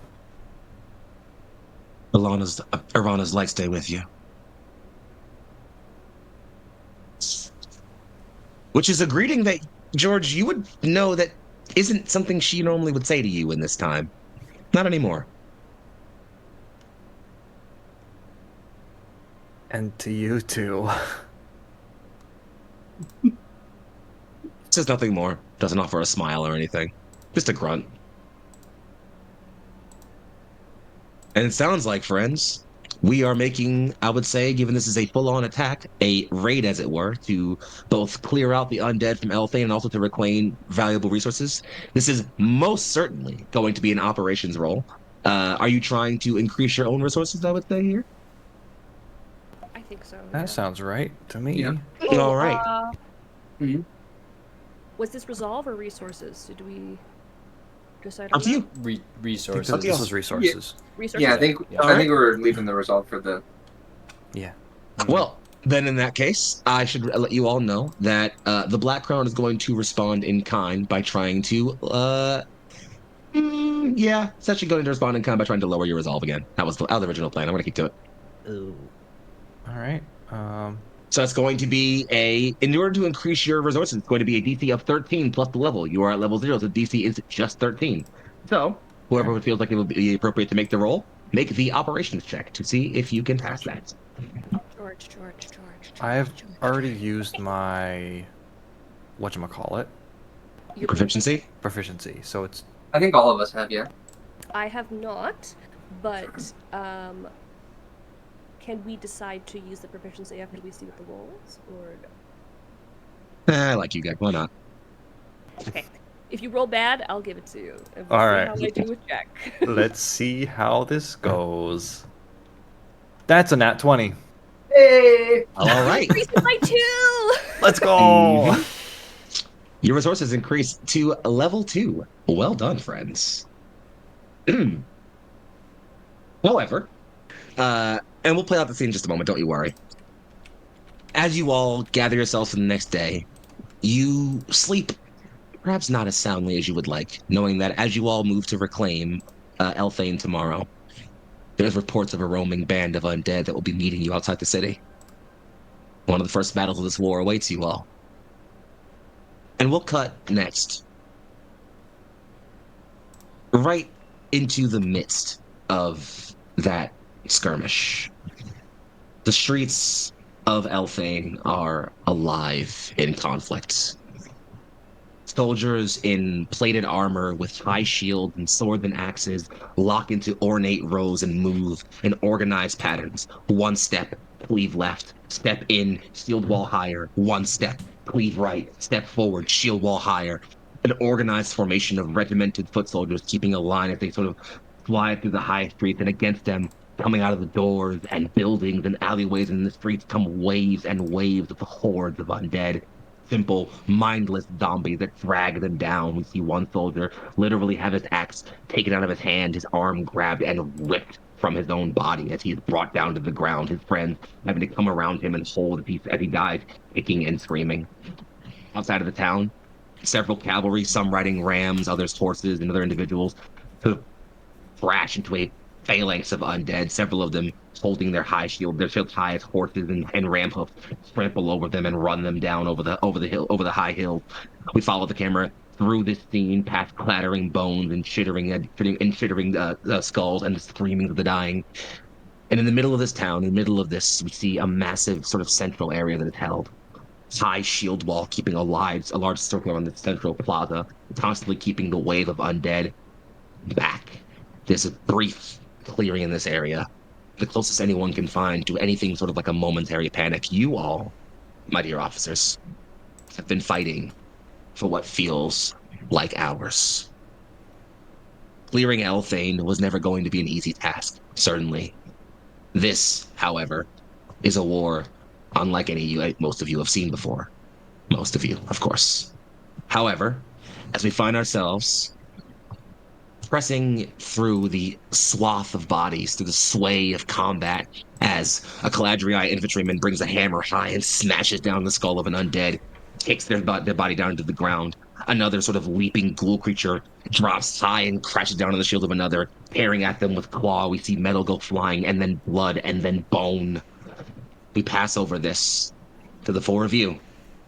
As Caladriai and as Elfane is cleared, where are the four of you in this midst? Assume you are ninjas so that you can still interact if you need to. What are you doing? What are you talking about? How does it look? Friends, I offer full narrative control to you as we pass into the middle of this fray of battle. Well, I guess Calpurnia is up front on foot. I think it's a little bit more guerrilla warfare-y compared to normal frontline Rose attack army situation because we're fighting like in a city opposed to like a field, you know? So I feel like it's a little less organized in the sense of like Absolutely. we're all controlling like a unit. It feels more like we separate people into like parties where everybody has like a, you know, a tank and a healer and, you know, that kind of stuff. So we move forward Absolutely. as our unit, you know what I mean? Like that feels suitable. Absolutely. Calpurnia, you are right in the fray next to and flanked on left and right by two of your fellow soldiers you have fought beside for a very long time. They are helmeted and clothed and prepared, locking their shields to guard both of your swords as you kind of move in the middle of them, slashing and stabbing and cutting and piercing the undead. One of them sort of ducks low and brings their shield up high as an arrow comes up and slams itself into into its shield, just sort of like to the left of your head. They turn at you, offer an armored head nod, and push forward back into the fray. The camera passes behind, sort of, and passes through you. What, if anything, are you saying or thinking? Who are you talking to? If there's any of your other officers or anybody else around, what's happening for you right now, Calpurnia? Calpurnia is very focused on defense, as always. So I think her main goal is pulling out as many civilians as possible. Like very much that like grabbing people by the collar, pulling them behind her, you know, making sure that the civilians have like an exit route. Not only because she doesn't want people to die, but because if they do die, that is numbers for their army. So the more people we can save, the like Absolutely, both strategically and morally thing to do. Absolutely. You would even notice that there are several of the dragoons, several of the vanguard, and the skirmishers are almost ahead of your larger parties and are kind of sweeping through houses very quickly and moving through, almost just identifying places where civilians are and making it very clear they need to get to a window or a door or somewhere where they can be grabbed and rescued.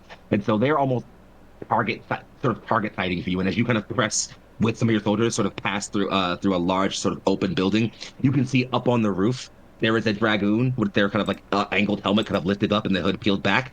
They wave very hard and then plant a small blade down into the roof of what looks like a large warehouse, which you know that blade planted is a symbol of there are people in here. It's gonna be a mountain. He looks at you. He looks at you.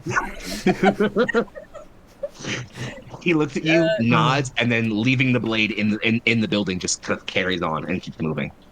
Sorry, chat. This was a conversation we had before stream started, so don't worry about it. Hashtag swords or mountains, anyway. Yeah, apparently. So, okay. I guess typically it's me and George in front, so let's head there, George, see what's going on. Calpurnia is very much like, I don't think she's getting injured as much as she's just getting like sweaty from the effort of work. So I think it's very much just like flicking dirt out of the face, like holding two swords, trying to like move through areas that have been like filled with carts and other kind of crude walls and whatnot. If anything, George is kind of has this routine of falling behind and then catching up again, because George stops at every intersection to divert off squads of cavalry down the side roads with instructions of, you know, gather up civilians, you know, keep track of whatever resources are there, note them down for later for future retrieval, you know, and like count of enemy forces in different directions. That makes sense. Absolutely. pit them in Mm-hmm. while letting the civilians out, like keeping it Mm-hmm. Yeah. In fact, regular, half. like their little sheep. In fact, absolutely. In fact, half of your cavalry, George, aren't even armed. Like they aren't even necessarily have their weapons drawn. Half of them are just riding their steeds behind the main group of them, and they're just doing things like stopping to drop off and grab civilians on the back of their steeds, or even in some cases just loading crates or trucks or bags of resources onto their backs and just riding out of town with them. So they're kind of almost doing a constant circle in and out of town through side streets, constantly riding to where you are, basically seeing where you point them, charging down whatever alleyway they can, smashing through the undead, quickly grabbing anything or any person they can, and then keeping it moving and cycling around and do that again. It's a very unique kind of urban warfare, one that almost wouldn't work for cavalry normally, but against the undead, especially when they're not directly coordinated like this, it's not all that impossible, actually. It's uniquely effective, you find. Hmm. How about our other folks? What are you Greggy, doing, Mo, sir? where are you right now? I can go if you want me to. Sure, yeah. Either one. I think I'm sort of a little bit further, like, taking the flanks, so to speak. I know the riders are doing a lot of, like, the outside work, but I think maybe I'm going, like, through the buildings, making sure that any undead stragglers are taken off. And, like, a lot of my, like, archers are sort of sending volleys over to cover for everybody, like, really thoroughly clearing through. Making sure that we don't miss anything and we don't have anything coming up the rear. Absolutely. Grenke, you're almost sort of following up by in behind the same target sighting that Bo's Vanguard is providing. You are identifying places where the undead are concentrated and grouped up, and there are places where they are forming lines and preparing themselves into rows and sort of almost even laying flanks and ambushes and traps in certain places. Their coordination, while still not in full cohesion like an army would, is certainly growing with each passing encounter you're noticing. And as you're following these target sites and directing your archers to kind of just rain down large Robin Hood shots in large arcs, kind of blanketing streets in curtains of fire before Calpurnia's infantry and George's infantry and George's cavalry follow up on them and sort of and open those and follow up on those openings. You yourself, however, are kind of towards the back and towards the rear, not too far in front of your archers, almost coordinating their volleys, but more importantly, checking houses individually, burning undead bodies, occasionally grabbing a civilian.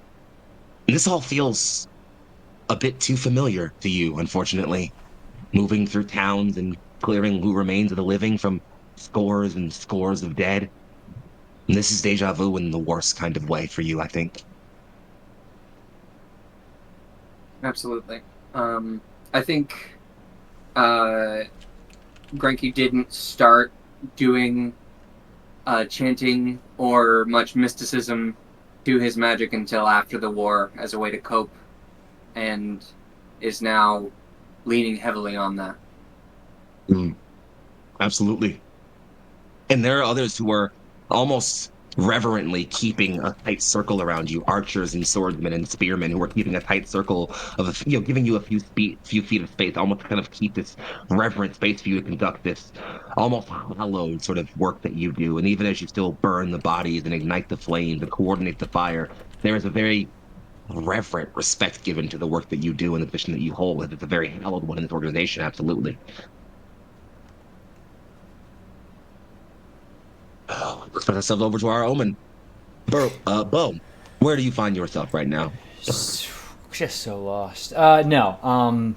So Bo has taken a detachment and directed his other dragoons and vanguards to make a nuisance of themselves, and so we find him up on the rooftops of these buildings, using makeshift bridges to cross and create places where they can harangue and fire down death on folks, and or drop down on anyone that looks particularly important or nasty. So there was a particularly large tower of sorts in the town, and it was particularly surrounded by undead. I think he and his more veteran units that he's raised recently, my brain, the Forest Mist, are like actively in the tower firing out and using it as a way to draw attention in towards them on any forces that may be in their rear. And so yeah, he's swiping and slashing and redirecting and firing out the window and constantly getting reports while this is all happening. He's in his element. Mm-hmm. Absolutely. It's almost a practice routine. You coordinate your more veteran vanguard troops to fire out and volleys at the undead in town and sort of draw them in towards you. And then as they move in closer from the shadows and the alleyways and the side places and on the tops of buildings, your other troops, your standard skirmishers, just descend on them from obtuse angles and attack them quickly. And just as fast as they come, they retreat back to those same places. And you just repeat that over and over and over again. And as you're looking out at some of your vanguard, who again sight themselves and just take a shot. Cap, spot me for a shot. I'm out. Of course, I've got you. You toss him around, and he immediately draws back, grabs his ramrod, spins it, drops it into the end of his rifle, and just goes, "Steve never fucking end." Yeah, well, I guess that's the benefit of being undead. But we do, so make the shots count. He says, "Roger that." And he looks and says, "You see the newbie out there?" And he kind of points with his rifle somewhat. I get a... And you know that your unit got hurt pretty badly in the fight at Bayheart. Not a lot of your original Vanguard unit you have with you survived, your skirmishers.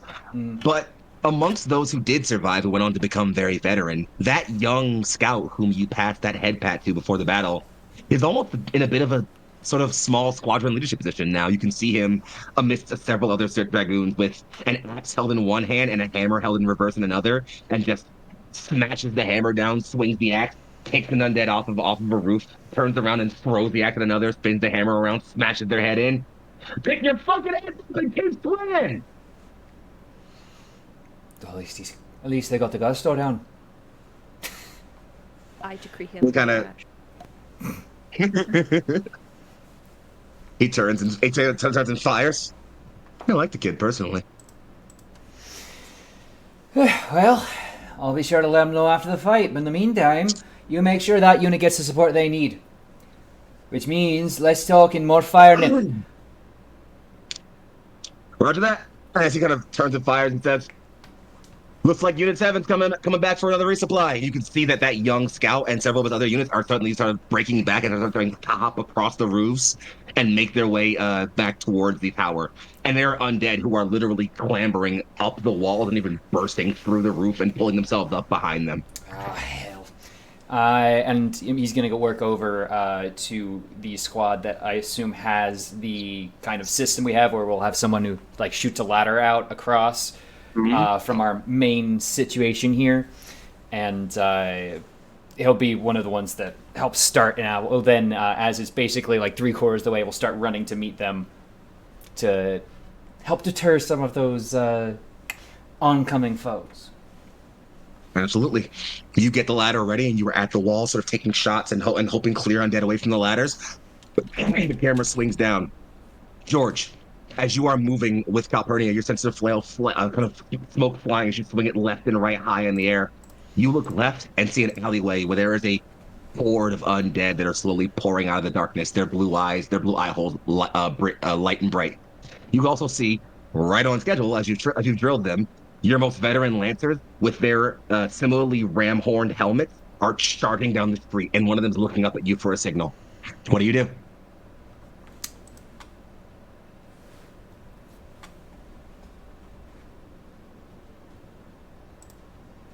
I look at the one in the lead, and I just point down the alley. As you look at the one in the lead, you can see just behind them is another group of undead that appear to be riding skeletal horses. And they haven't seemed to notice them on their tails yet.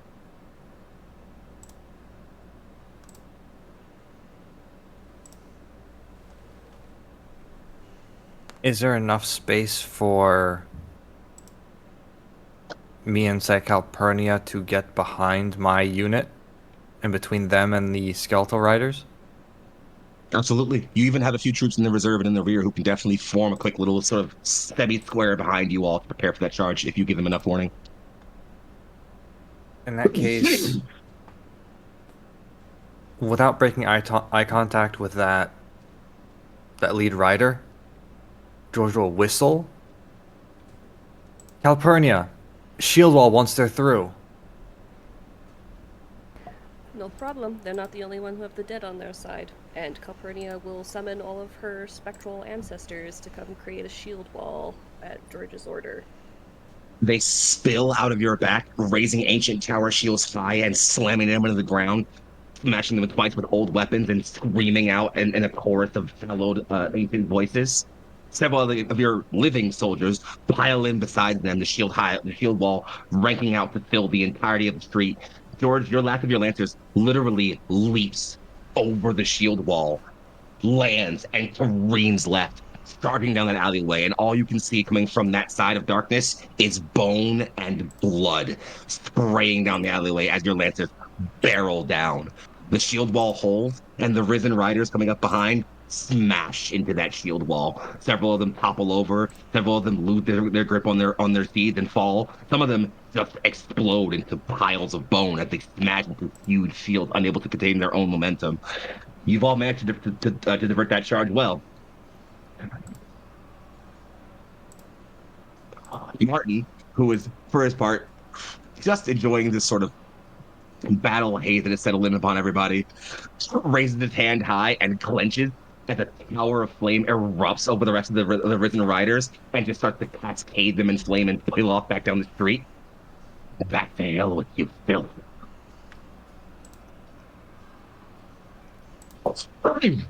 Cranky, Yeah. you are coming out of a building No. and you are seeing coming out of the building, having spotted some civilians, having secured their passage towards the rear. And as you are coming out, you are seeing several bridges being laid down as across as one of Bo's scout teams is moving up across the roofs back towards we can see the tower where he's holding. Just to their right is not even like a cloud, but just behind them is sort of like a cloud of undead that are kind of coming out of the roofs and running behind them. They're clearly being chased. To their left, you can see, having clambered out onto more roofs, is another group of undead. You can definitely put fire out from your archers that are nearby, but only at one of them without risking friendly fire. Does it look like Bo knows of their existence? Yes. Bo, in fact, if you look close enough, you can see Bo in the tower next to a ladder, slashing and cutting it undead to keep a path clear for the squad when it gets there. Okay. I think the ones behind are likely less of. As long as I don't let them pincer, I'll go for the one to the side. I'll direct my archers to fire at the undead horde coming from the side. Elslit, who you can see kind of is like your relay coordinating fire from you, brings up a high red flag and waves it towards the left. And you see several archers immediately bring their bows up and sight undead at the roofs and put direct fire on them. You see undead and skeletal figures begin to fall off of the roofs as you put fire directly on them, turning the entire area of that city over there into a hail of porcupine arrows from very, very pinpoint fire. Bo, you are watching as your scouts approach. There are undead to the left who would pincer them, who are being put down by Granky's archers. There are more risen riders who are being put down by George and Calpurnia troops on the ground. And as your scouts are running up, that group of undead still tilting behind them, you start to recognize they might be gaining on them. Just a little. Several of the first scouts are already there at the ladders and are making their ways up, clamoring. Undead are swarming to the left and right, and you are still keeping the tower clear as best as you can, pushing the ladder out and down, killing undead left and right. Your closest shooters have already aimed and are keeping the lane of fire clear. It's looking pretty good for the most part.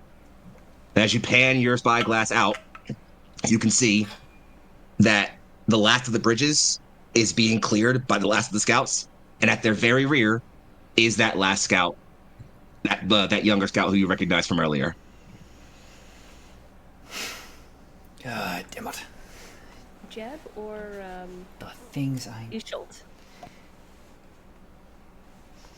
Are we calling him Jeb? Was Jeb his name? There was two. There's Jeb and then there's Ishult. I thought Essos was the Leonin Yeah. buddy. Oh yeah. So then I think we went. I guess this must be Jeb then. Yes. Not Jeb. Jeb for, sorry. No, Go you're ahead, good. please. Yeah, no. Say it. You do. Scene set. Jeb is still kind of as like the last of his scouts kind of clear the rest of the bridge. Jeb is in the midst of one of those bridges in between and just kind of turns back and starts like again slicing it undead. Kicks one off to the right. Shoulder checks one as it kind of falls back behind. He turns and sees that most of his squad has managed to clear their bridges at the tower, and looks back at the undead. Sort of backhands another one, takes his hammer, which is the only weapon he has left, and jams it to another one's head, and then kicks that one down, draws a knife from somewhere, and sort of stands back, and then looks back up at you at the tower. Well, I'm not gonna let him die.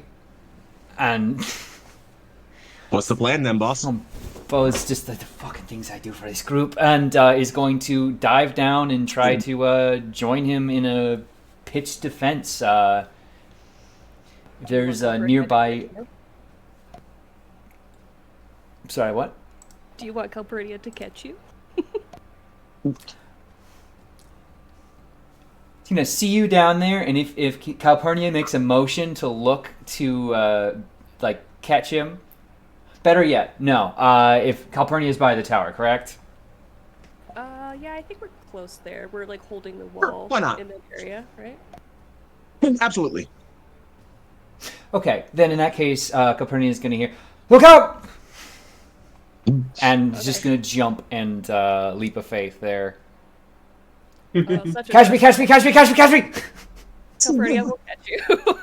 Absolutely. She will drop her swords in order to do it. Absolutely.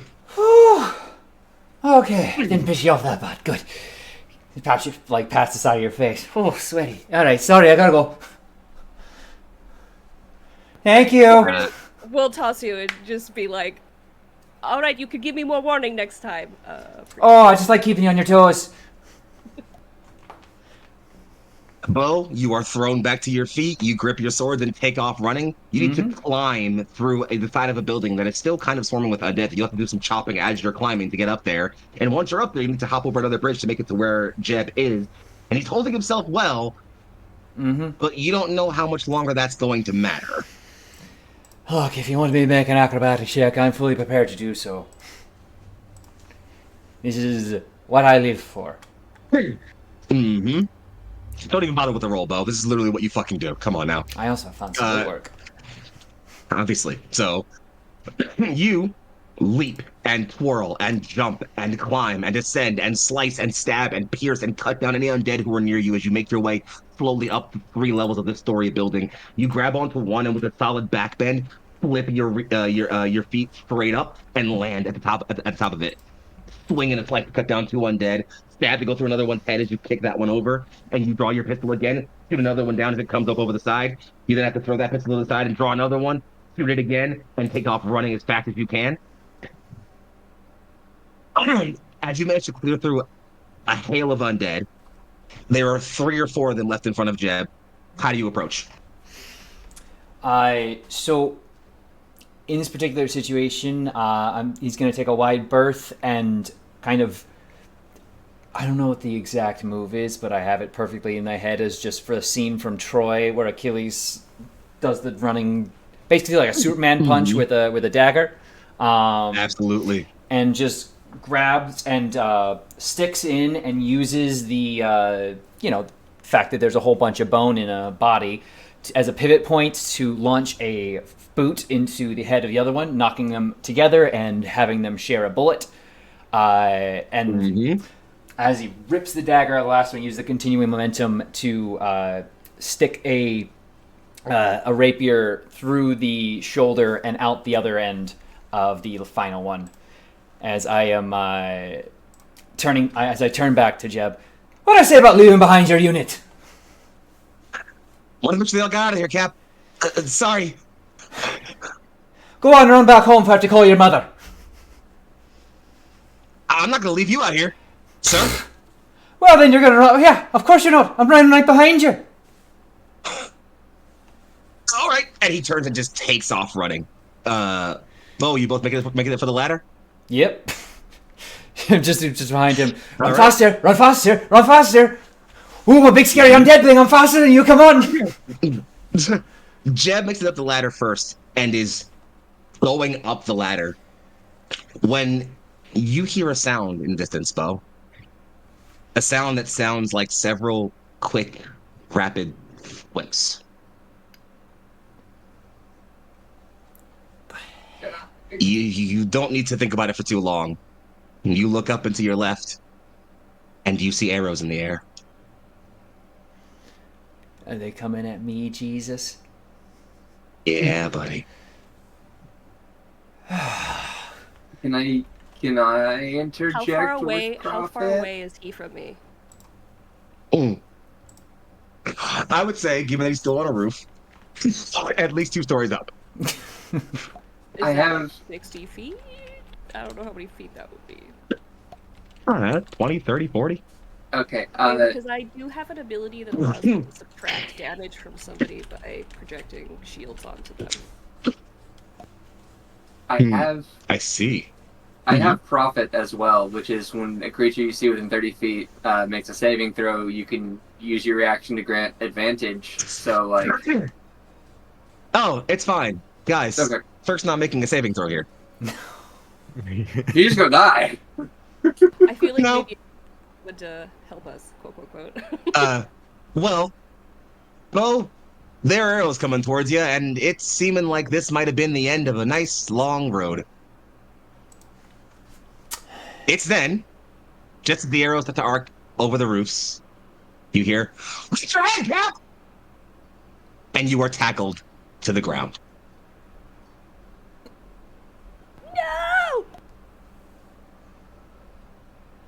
Yeah. Jebediahs, no! This is about the time where I let you guys know that as the undead are slowly fleeing from Elfane, and the sounds of battle begin to dim in your ears, that because of the advantage on morale checks, the roll was a grand total of 19 for Vashkath to reduce your resolve again. The Battle of Elfane ends in a victory for the Second Army of Life. But Bo, as you clear the sort of shaking from the back of your head from hitting the roof a little bit too hard, you recognize there is a weight on top of you, a heavy weight on top of you.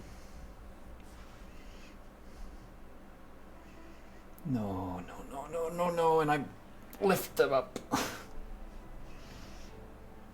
You sort of lift up and sort of push Jeb down, but you recognize you probably don't want to throw him on his back Yeah, because it's full of arrows.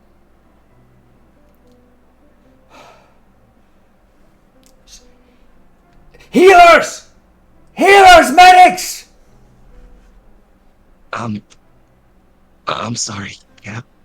Oh, what you go and sprout all those tail feathers for?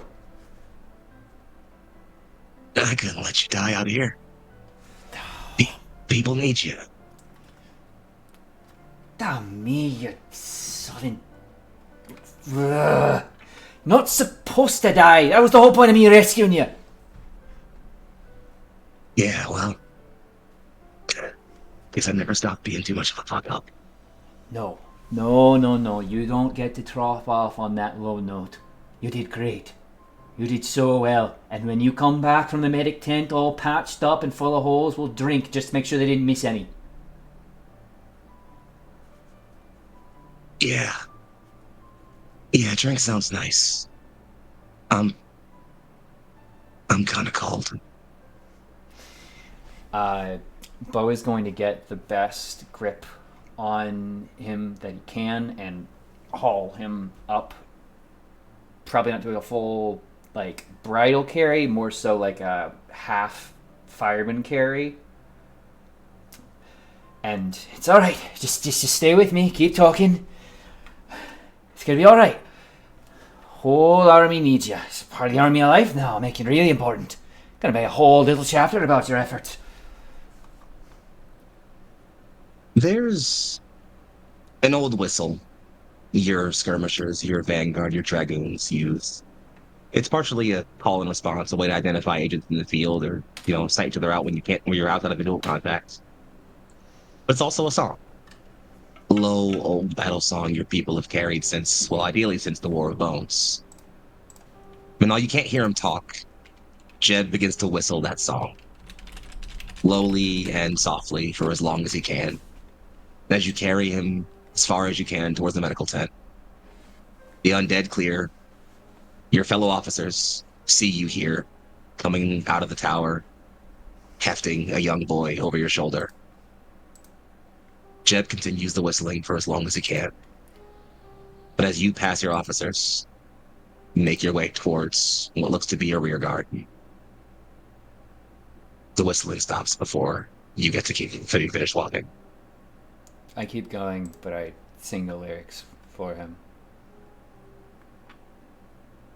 The rest of you watch as Bo walk past you all, singing. Any responses?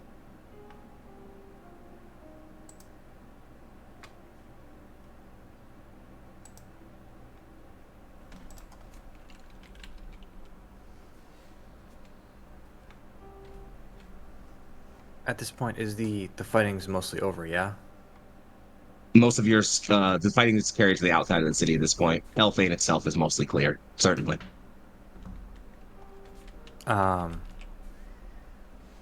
George will take off his helmet, kind of put it under his arm, and just kind of bow his head.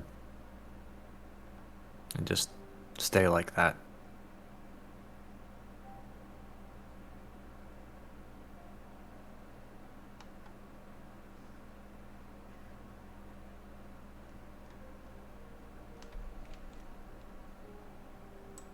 Well, there's not much else. I think the camera will slowly pass up over this scene as once more the sky begins to rain a sickly, sad black. Friends, we're back at the war table. Roughly been about a week or so. That time to bury your dead, offer your somber, drink your pain away for as long as possible. Now, here we are. Time ticks ever closer, and unfortunately, war stops for no one. So with a heavy heart, I am forced to ask you all, what will you do now? Can I have talked to Jack at that interim time? Oh, absolutely. If that's the, we can say that this happened in your space here if you'd like. Absolutely. Please. Would you like to play into that, or do you want to sort of let that kind of remain as an off-screen scene? Up to you. I don't mind playing into it.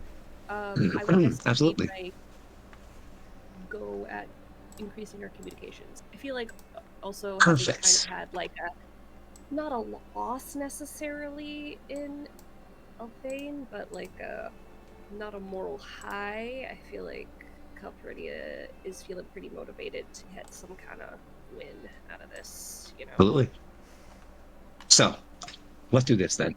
If this is a move to increase your communications, then I will go ahead and inform you of what the Black Crown is doing. They are going to get another domain special unit. This is a domain they are not allied with, so the DC is going to be difficult. They're going to try and get another domain special unit. But we get a reaction. You do have your reaction if you'd like to use it to try to stop this. First, I'm going to have them roll to see if they get it. It's an operation test for them, so advantage. But the DC for this is going to be 18.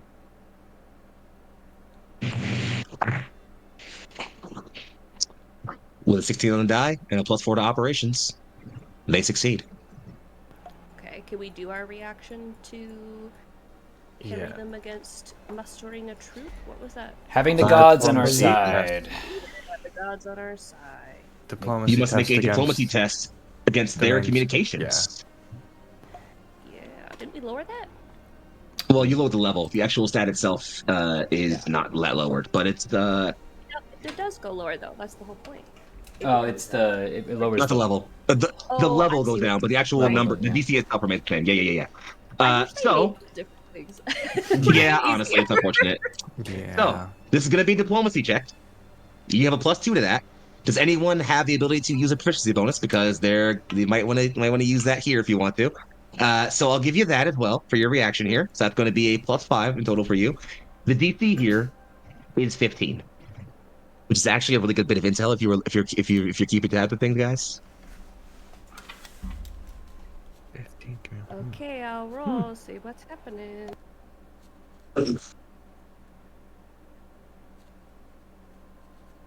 I rolled a nat 1.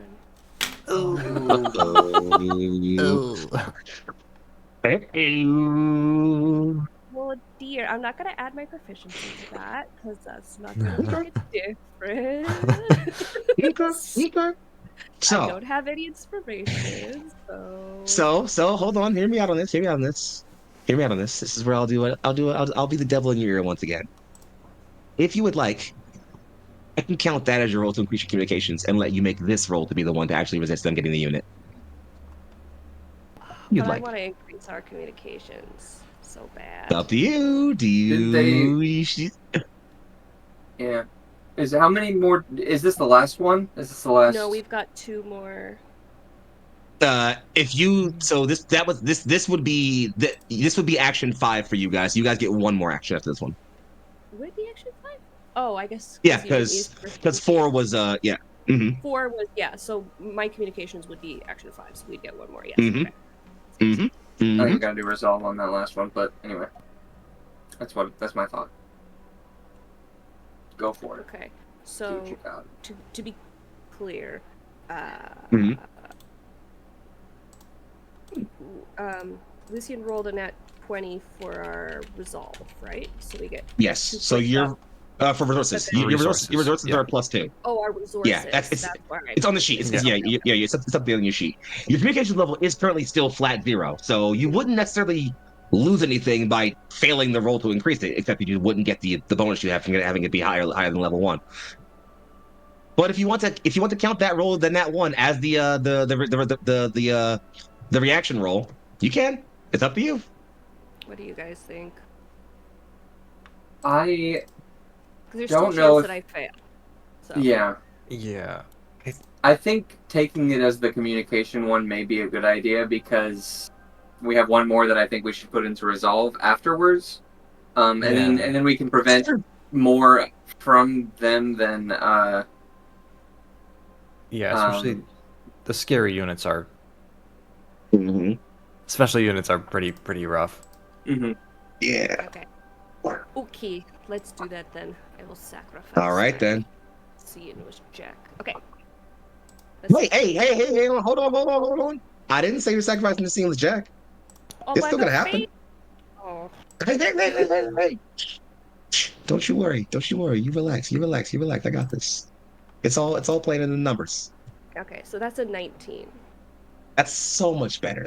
Trust me, you wanted this. So, Calpurnia, let's scene that a little bit, shall we?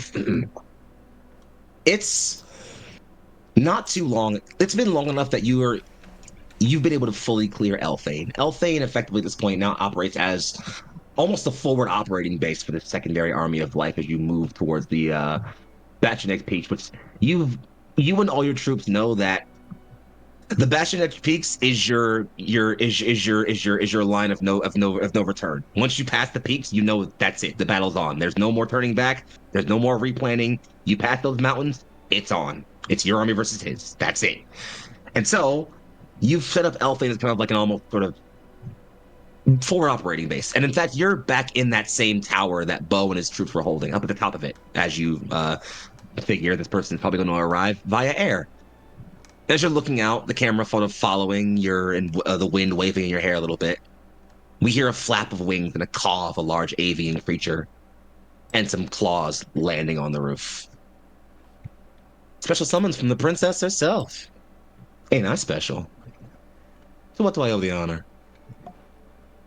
I wanted to talk to you about coordination during the final war, hopefully, if we can call it that. Coordinating what exactly? I told you already. Once I'm done scouting for your folks, I'm gone. Taking my boys with me. All right. Well, I thought that I would make a request for your assistance in helping us communicate across the battlefield. Your men and yourself would not be put at higher risk for it, as such as a rider or a footman would. And it would save many lives, potentially. So,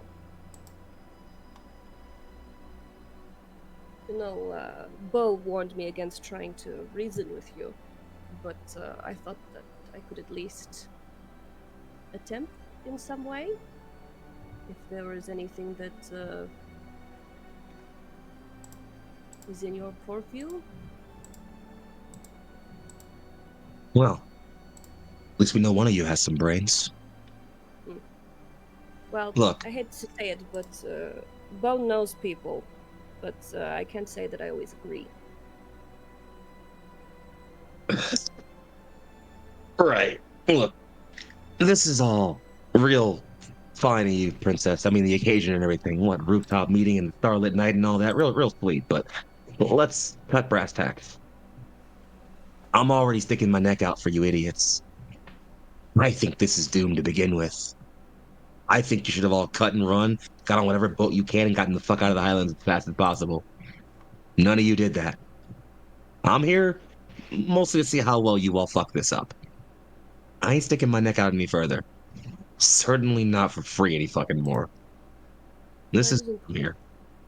I didn't say it would be for free, but I always find it so interesting that you've said this many times now.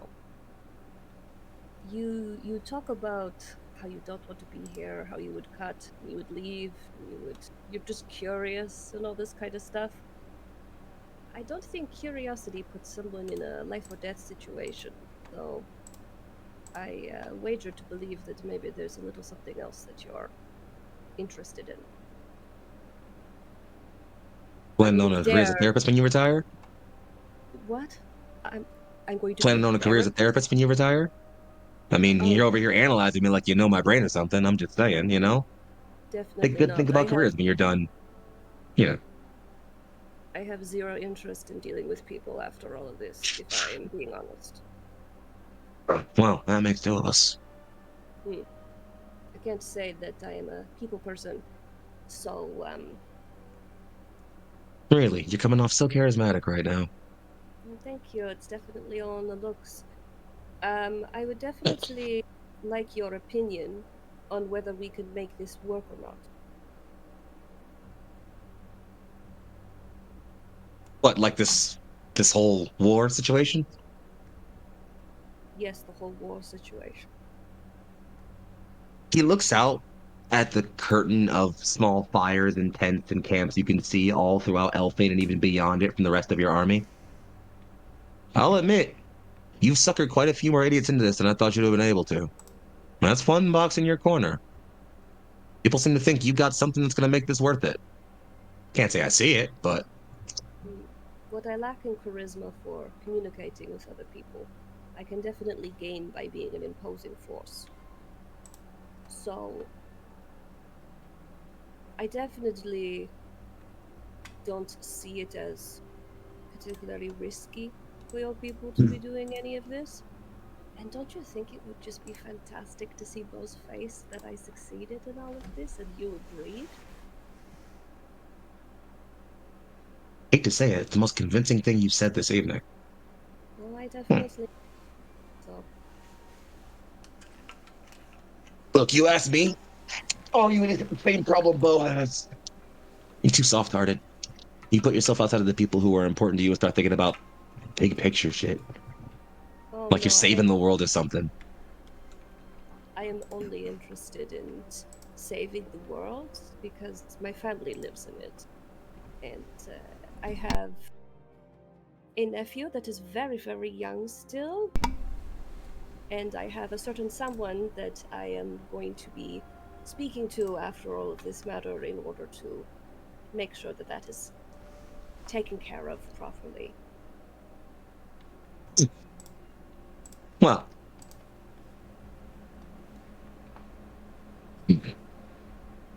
let's say this then.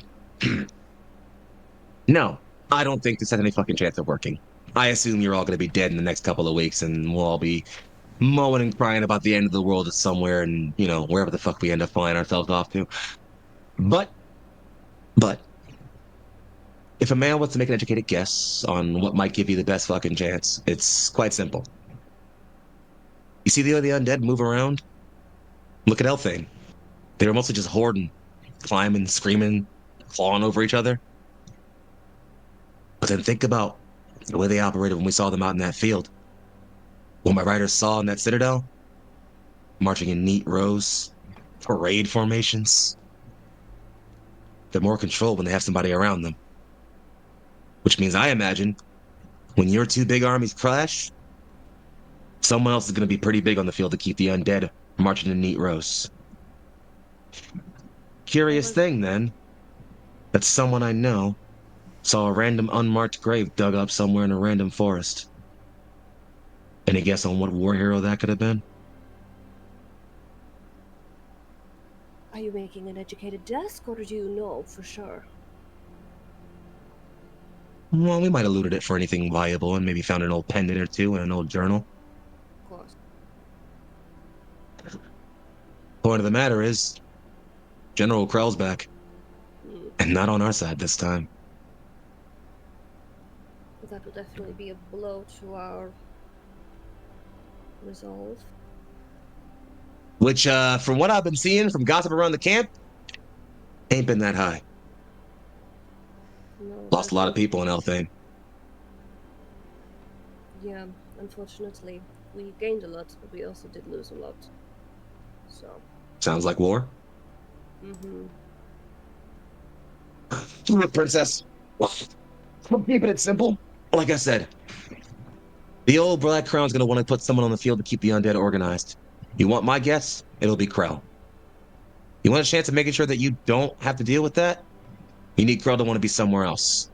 And the way I see it, there's only one other place that he could reasonably see himself wanting to be if it's not on the troop, if it's not on the front line leading the troops. Right at old VK's side. You're suggesting at the Citadel? Of course. I mean, it's gotta be where Vashketh is. We ain't seen him out in the field once in all of our scouting runs. He's still in that tower. Has to be. And I assume he's staying there when the army goes marching. I know y'all plan on sieging the Citadel and running up there and killing him, which I still think is really fucking stupid. But if you want your army to have a single chance of surviving, you need to do the more stupid thing and somehow make sure Krell's there when Vashketh sees you all. I have a counter offer then. This is something that Oh, this I'd love to fucking hear. The war table first, before it is set in stone. But how do you feel about ferrying an infiltration unit? You don't have to stay, it's just in and out, then we find our own way out.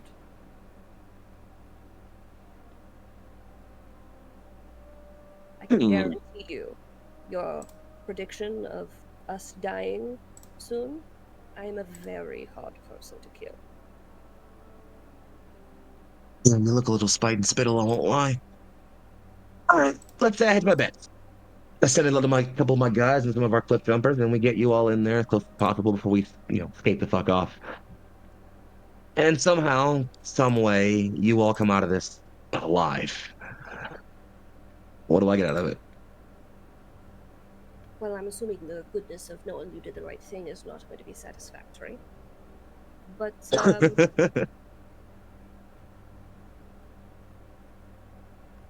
how do you feel about a lordship? Go on. I would definitely have to work out details, but I'm aware of more than a few people that carry a title that would probably not balk at the chance of marrying a hero. He leans in close with a real dagger smirk on his face. Come to think of it, ain't you single, Lady Bonacheski? Unfortunately. Agreed. So then, What are you willing to put on the line for the sake of keeping the world functioning, huh? Well, if you do your job, then I can write and seal many a contract. Be that one that's filed with the city for marriage or otherwise. He holds that smirk for a long, long time. You ain't my fucking type, princess, but I appreciate how willing you are. Just wanted to see if you commit to the bit. Don't worry. I know more than a few people who are nobles, so you can have your pick of And them. I ain't too well. I'm not too fond of the idea of being tied down, I'll say. But a little land and a title don't sound too bad. Let's settle my boys in, get comfy for a while. Well, you can get that through knighthood also, so you just have to be knighted at the end of it. All right then. Got yourself a deal, princess. I'll get a team to drop you in, close to Citadel as I can, and then I'm fucking off. And you don't get to ask me for shit out. I'm fine by that. We will share title and nothing else. It kind of like turns back towards Gilbeak and just times sure are changing, huh?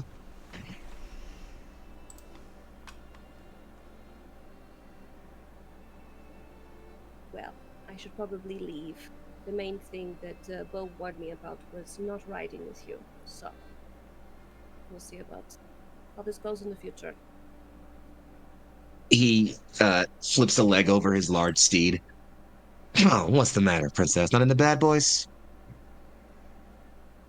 I can say that I'm not exclusively into boys, so I think that maybe you've got more competition than you realize.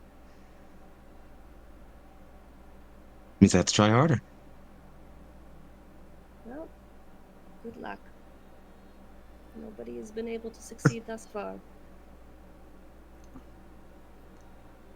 He looks at you and says, speaking of that, and kind of lowers that smirk into a sort of more even face as he kind of bucks Gilbeak.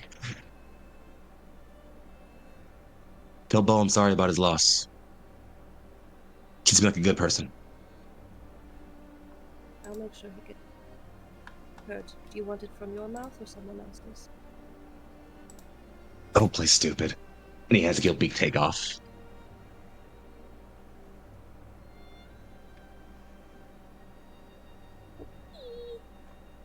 Done. Almost got married, apparently. I was really curious to see how you would handle that. We'll talk about that more later. Anyway, that was fun. I had a lot of fun with that. That was very fun. Oh god. So then, My initial thought was Calpurnia's brother, but when it started coming that way, I was like, if he's that more interested into him, then let's go. I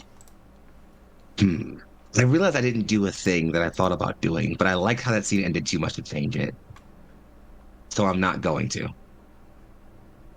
What I will instead say is, Calpurnia, as you are looking up to see Gilbeak take off and Jack fly off to wherever you must go to get some rest, you look over and would swear that you would see a single sort of shadowy face amongst the black clouds that as you look up at it, just recedes back and retreats into the shadows.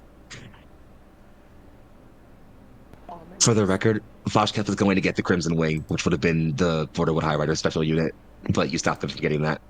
Oh, the Crimson Wave? Wing. Wing. That was, I was like, yeah. Crimson Wave is a euphemism or something else, so I curse you with endometriosis. It's late. Pretty weird seeing undead walk around like that. Yep, nope. Nope. All right. Any case, completely side-checking that image for a moment. So, yeah, no, I had a thing I was gonna do there, but you know what? It's fine. That thing hadn't happened too well for in the way that it did. So we're gonna leave that there. I like that in the way that it was. That was very, very well done. Prince, We cycle back around the war table one last time. What beeth your choice? We got up that resolve, yay. I suggest that this is some epic speech, because what's gonna rally people more than a great speech? This is me saying this, not Calpurnia, but Who do that? Who? That sounds like a Oh, Calpurnia hold on, thing. hold on, hold on, hold on, hold on, hold on, Didn't we hold on, have hold on, hold on, a- hold on. One of you can obviously take the role if you want, that's fine. But if we're talking about who's giving the speech, the answer is all of you. What the fuck? I figured it would be all of us too, but I don't want to pressure anybody into speeches. Yes, no, I'm pressuring you. Start thinking about some good lines. You got like 5 minutes. Figure it the fuck out. Calpurnia, are you making the roll to increase our resolve here? I guess so, because I didn't have to use my proficiency with my last roll in order to get to 15. All right then. I'm going to have Vashketh make the move to increase his own. I'm trying to have him increase his communications. Why not? See if we can get that out of the negatives. So what is he at? He's at -1. He would I'm in be every. at, assuming he succeeds this, he would be at 020. And we'd be at 002. Okay. Or 0 -1 2. My bad. Mm-hmm. Unless Mm-hmm. I get a net 20. Unless you get a crit. Unless you get in that 20. All right, Roll friends. first or rifle roll first. We roll simultaneously, actually. Oh no. Okay, let's go. Fuck! That's not a net 20, but it is a 23 in total. Oh, yeah, well, you got the thing you wanted. I rolled a 12. So, Woo! no. Let's go. Actually, wait, hold on. I'm communication negative. No, sorry, that's not a 12. It's an 11. Fuck. If I was 12, I would have passed. It's an 11, actually. Big sad. So, you know what? We don't even need to worry about what happens to the right now. This is more important for you guys. So, we are back in the war tent. What this would be the moment where like the camera would do some cool thing to reveal it, like what has been played out as if it was one war table scene. It's actually been several different war table scenes across several months as you've all been traveling up north and through the hills and across through Elfane and moving through this long sort of process here. But as we settle back into another war tent, this time sort of sheltered by the cold, frigid northern wind, as you are all far higher up in the mountains, this far north, having left Elfane behind. The war tent flutters in the wind. Martin stands next to you, George, looks at you all. Sires, my lord, if you are ready, I believe we are ready as well.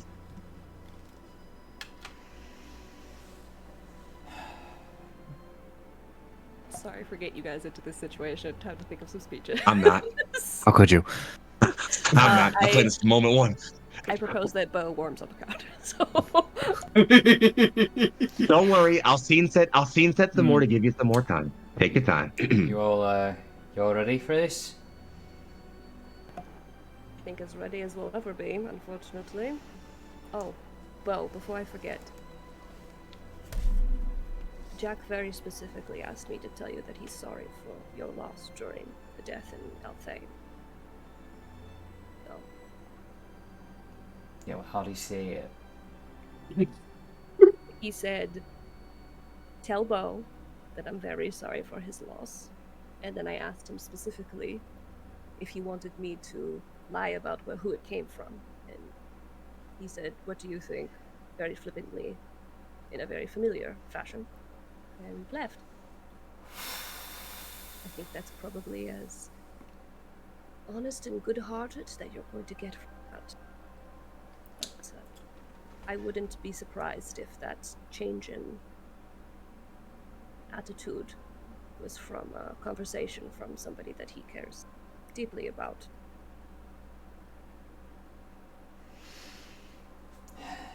Well, Calpurnia will walk away so you don't have to awkwardly accept her compliment.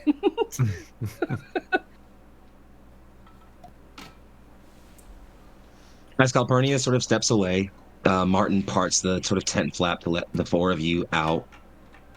To your left, you all hear claws and paws land in the soft snow as a group of high riders, including Jack himself, lands themselves as well as a collection of sort of two extra mounts. You'll have to double up on mounts, unfortunately. Uh, However, with them are a collection of, well, at least a small gathering of soldiers. Specifically, a few of them who are equipped in sort of. Each of them is bedecked in what looks like the standard armor of the Caladriai, although it looks to have been gilded in some places. Uh, there are sort of gold trimmings around the shoulder pads, and the helmets have a sort of plume about the back of them of blue hair with sort of gold trim around them.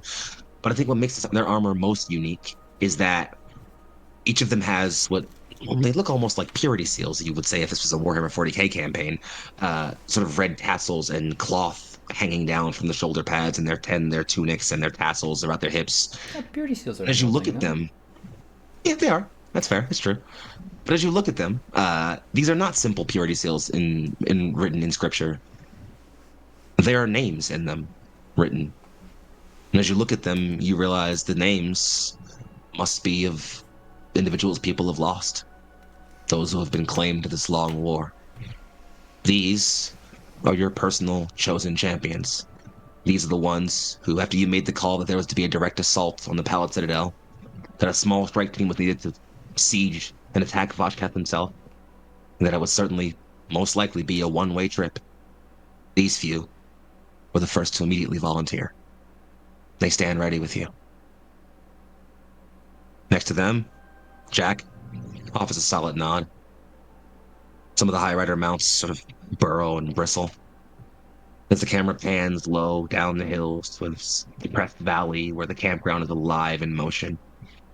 Arrayed out so far that it passes the horizon, long and low, sheathed on either side by the mountains, the Second Army of Light awaits in its full mass. Infantry gathered in rows and ranks, their pleated tabards depicting crests, shields painted and banners depicting home and country and family and belief and God, and behind them, archers, long and in rows, quiet and solemn, contemplative and ready, arrows and quivers loaded, hearts steeled, eyes resolved. Cavalry prepare steeds of all make and model from all about the land. Rams bedecked in golden armor, horses and steeds barded and prepared for war. Diverse and exotic siege engines make their kin amongst your group. Catapults ready and loaded, their tunings trimmed, their aiming sighted, their crews ready. In the middle of them sits an idle, massive construct, its arms low and hanging almost like an ape's, and though it is depowered, every moment or so, golden power thrums through tattooed pattern cracks all over it. This is the idol appendix. To one side of the camp, you can see a group of individuals rather, loading weapons and firearms, checking armors. Some are gathering drums and testing out quick rhythms on them as they prepare to organize themselves. At their front sits, of course, their ever-gallant leader, Shawnee, who, every time she throws a shot glass back, she pitches the glass behind her, and someone out of her group shoots it out of the air. A simple ritual, implying that they are more than ready. All around them, your army stands prepared. They are chattering, they are praying, they are preparing. And as you exit the command tent as one, as you step forward, each and every one of them goes silent, awaiting your words. What, then, do you say to them? Alright, now no one else make me look like a right git after I'm just all gussied up. And Bo will approach first. Damn, it's cold! I'll just stand around and you should be by the fires, my goodness. I'm glad you're here. Some more than others, mind you. For the stink alone, maybe I would have organized things a bit differently, but... Gods, look at us. I want you to take a moment and appreciate what we've accomplished. 20 years it took them to send the dead back to where they came from. And already now we're at the gates. War Queen better look out. We're going to break her record. There's a low, humbling chuckle you can hear rise up from all across the various camps. Oh, come on. That was at least a little bit funnier than that. We're the army of the living, damn it. And you're all standing here like you're about to walk to your graves. Now, will that be the case? Maybe. I won't deny that. I'm also not going to talk too much tactics because I'm sure everyone out here is going to give you all your assignments and things for that. But I want to remind you all now that you are here. You are alive and you are making a decision, a choice to keep as many other folk here alive as you can. Because that's why we're going to march in there and show that undead king, stupid name, right exactly where he can stick his new war. And I plop him right in the ground so hard they're going to be able to toss a few bits of stone on him and call it a new mountain. From in the midst of the ranks, you can hear, "I will break the black crown against my knee!" And as an axe is thrown high, and you can see Brea Hellspite throws an axe up to you, and several of her troops raise up a roaring cheer around her. That's a hell of a start. Just remember, you're the best we could get. You're the ones who want to be here. In my book, you're all damn heroes. So try to have some fun. A jovial cheer roars amongst the crowd, going in a wave down out high to the horizon, before slowly, after much cacophony, settling back down.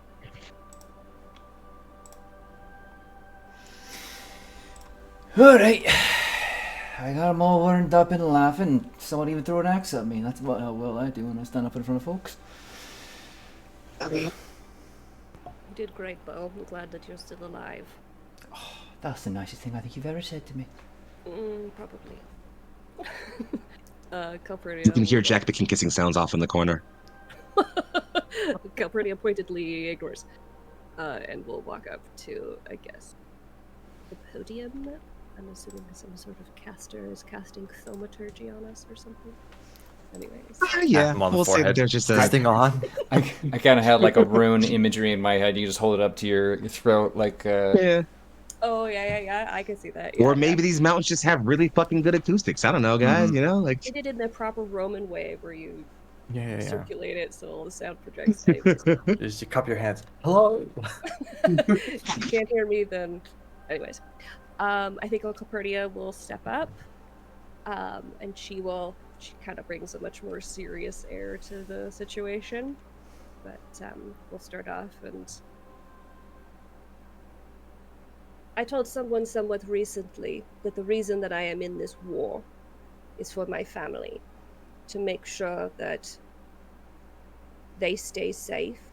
And I'm sure many of you feel similarly. There are people for you back home that you are protecting, or there are people that you are avenging. Everybody has a connection to the people of this land and the war here. But the more that I think on it, the more that I realize that everybody here, I feel, is like my family, in the sense that,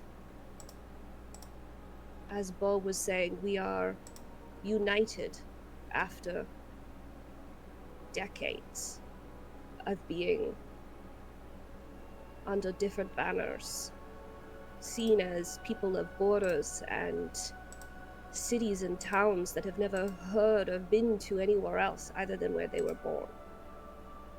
But we are standing here today as a united force, one that is strong because of the will of the people of this land, and because we have taken the strength and will and power of Bayhart and Waycross and Elthane and everywhere else on this continent in order to create a succinct and deadly army that will show no fear or hesitation in the wake of the dead.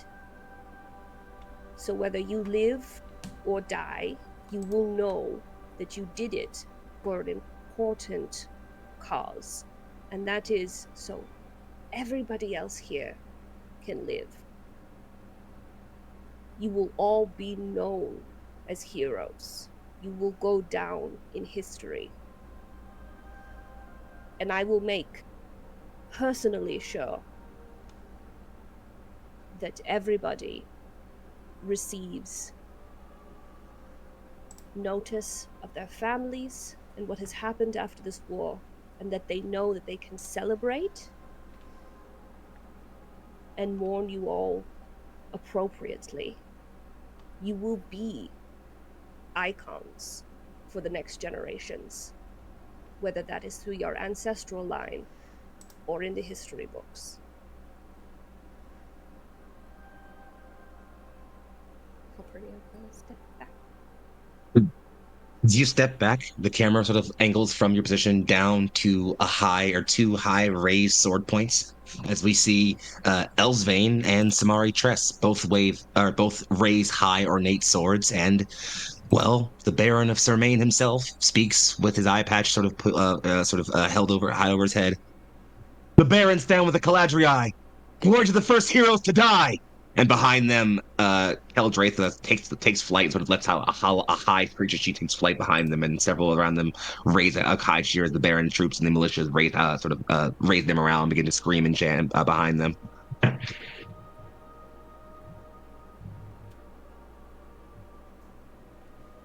What are you guys' next? I guess Sure that is. makes it my turn. Chaplain, step forward. Be Yeah. heard. George will walk up. So, as many of you know, I'm Chaplain George of Bayheart. There's a soft clapping and cheering. Now, there's a reason I'm not a preacher or a priest, and it's because I don't enjoy talking in front of large crowds. I prefer the intimacy, the calm of the small group, or the one-on-one discussion. That aside, we all know we're here for a good reason. That's not something that we need to discuss. And I'm sure many of us have realized, or are coming to realize, or will come to realize once the battle starts, that probably not many of us will return from this. But we're here. We all have our reasons. Some have loved ones. Some have homes to protect.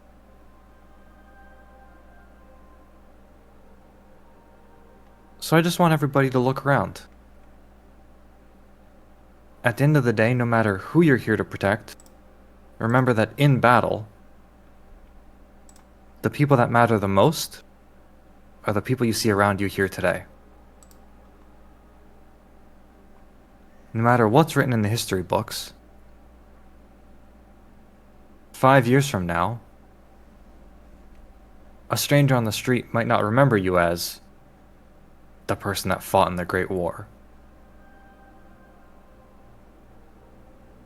But the person standing next to you, they'll remember.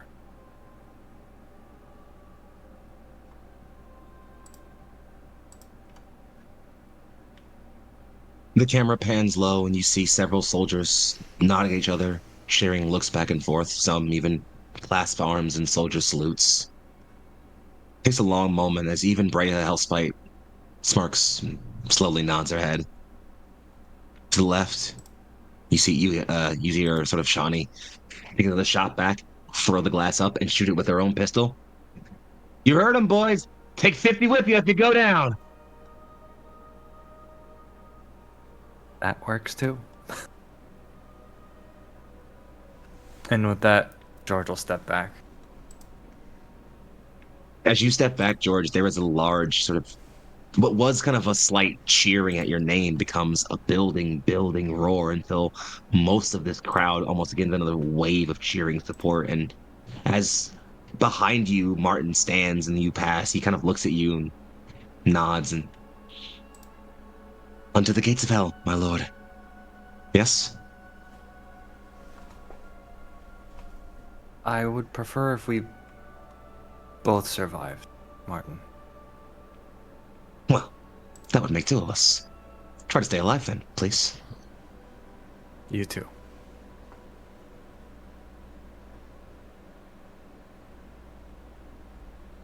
And he Yes, nods as if. Sorry, please. No, Just go, kind go, of nods go, and go. take the moment. He just sort of nods and takes the moment and looks as if he wishes to say something, but doesn't speak too much more and just lets you walk back to the group. And the camera will pan from those two over to our dearest Emeth. I think before I start speaking, I go to each of my co-leaders of this company and offer a hug to each. As something that Granky does not generally do often. But it is up to each whether or not they take it.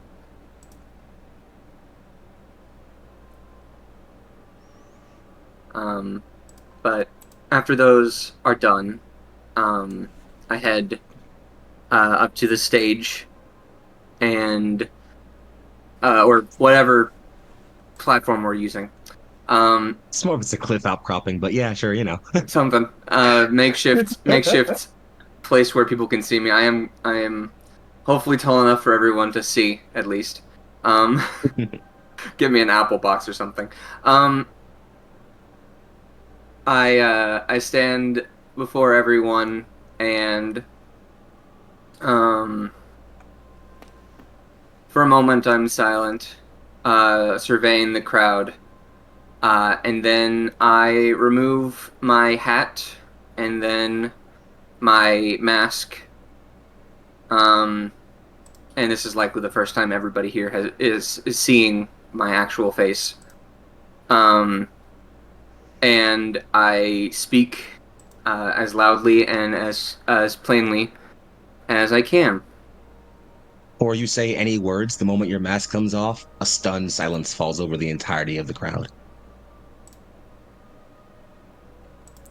I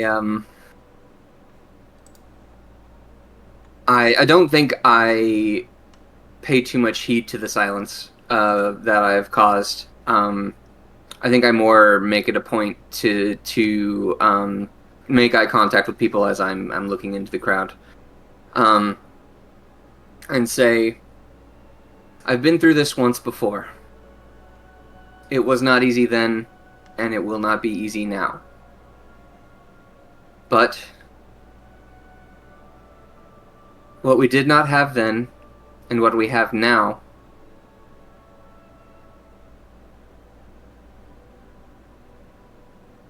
is each other. The one difference I can feel in this force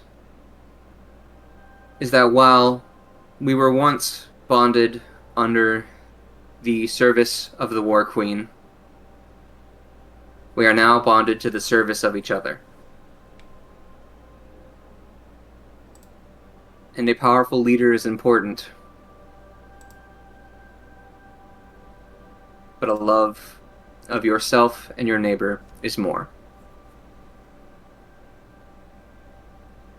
Fight for yourself, fight for your family, and fight for the future.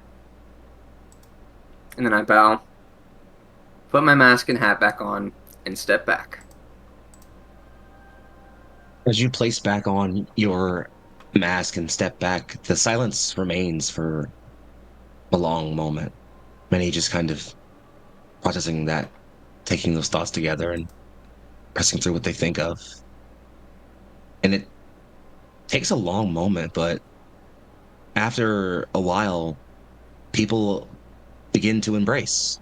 Some in a comradely way, simply clasping Van Brace's or hands.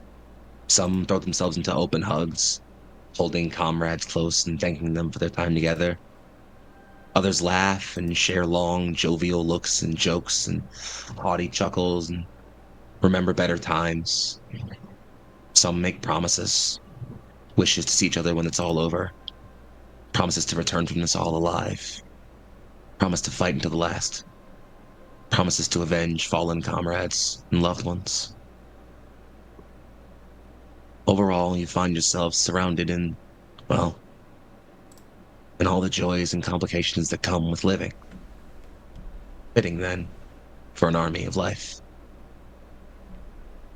Caladriai, your troops are assembled, your most fervent crusaders picked, and your ride to the Pallid Citadel is ready.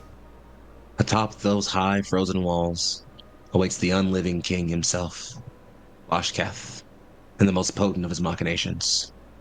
In front of you all lies an army, a large swath wave of undead, manning the walls, lighting the signals, rolling the bones.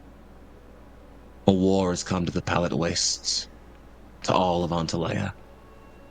At the end of it, we will truly see which is prepared to stand against the end of all things. Will it be life or death?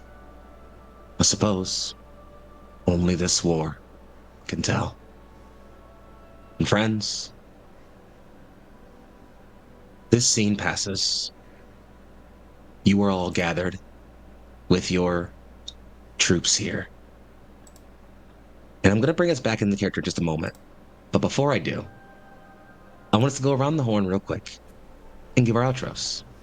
So friends, anywhere that I call you out, please tell me who you are, who you played today, and where you can be found on the internet, and maybe a quick plug for a thing you got coming up if you want to shove one or two of those in there. Let's start with Bailey this time. Ah, Safe. I feel like I'm always the last to intro and the first to outro.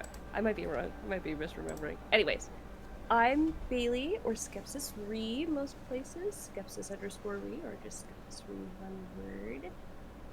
I write TTRPG books. I've written 3 so far. You can find them linked in my bio on most of my social media places, specifically in my card on Twitter. So, yeah, you can support me. That'd be great, and the little company I work with. If not, then just drop me a line if you have some cool writing things coming up in the future, because I love writing. So, also thank you, Foxy, for giving me a heart attack with all of the spooky shit that's happening. So.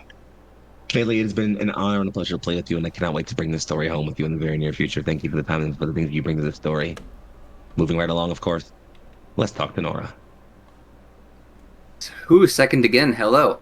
My name is Nora. I go by Nora Meld on basically every internet site that matters. I'm currently working on a comic for this exact series. It is so fucking good. Like, you don't even understand how fucking good it is. It's phenomenal. Yeah, like, sorry if this is exposing business, Nora.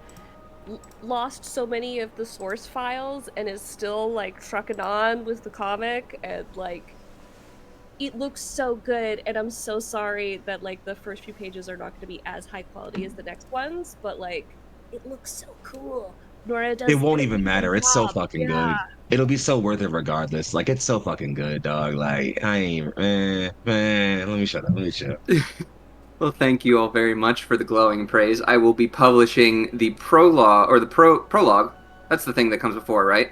Yeah, not epilogue. Okay, that soon, probably before next session. It's going to be the first 4 pages as like a teaser, so at least I have something to show people. And then I'll likely be doing like a once a month upload of some pages. So Yeah.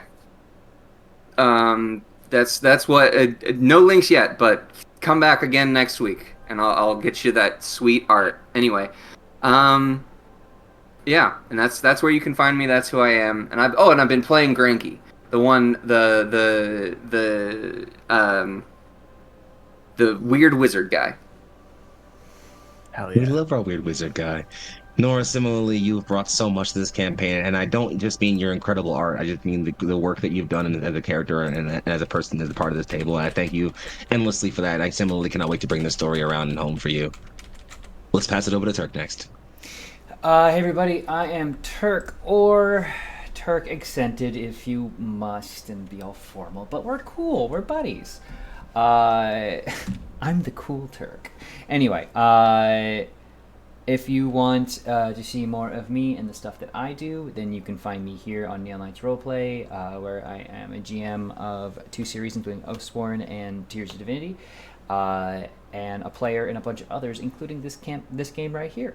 I am also over on Lost Caravan RPG, where I am a player in a bunch of other games. And so best place to find me is either on those 2 Discord servers, or following me, or the awesome people you see on your screen here on social media, because I'm very lucky to be in a bunch of stuff with them, or rather hope to be so in the future.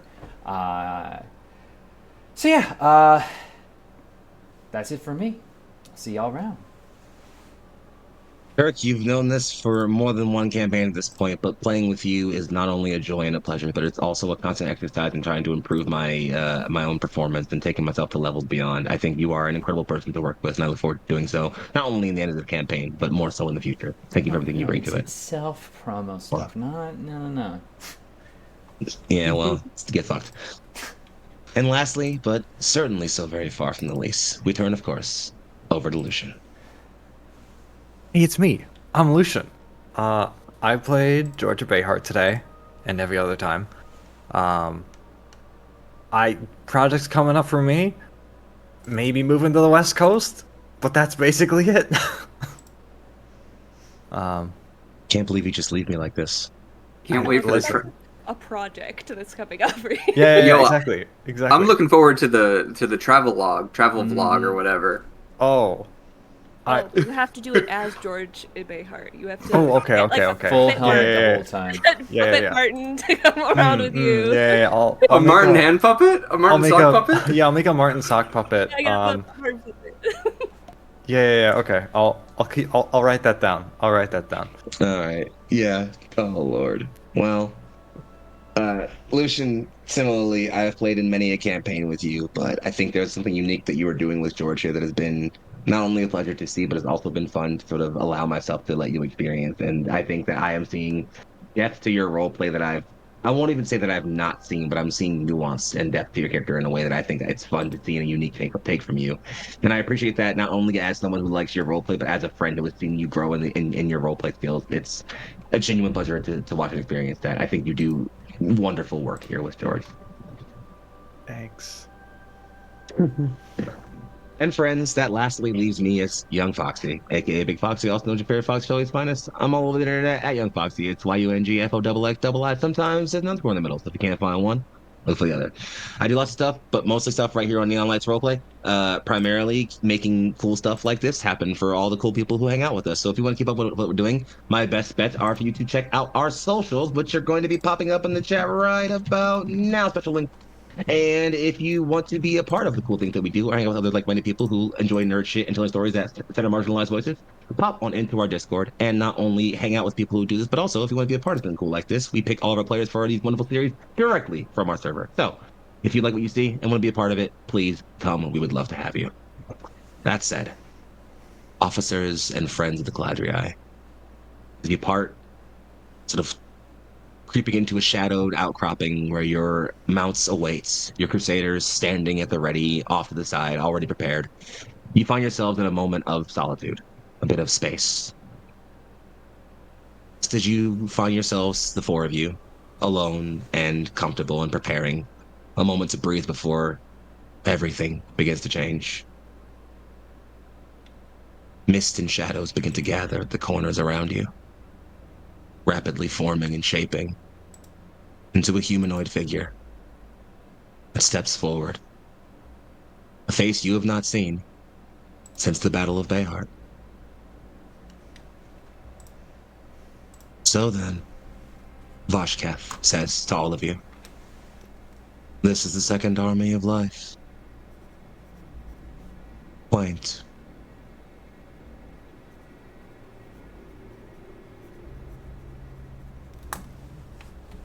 Compensating. Nothing so bold. I'm simply curious.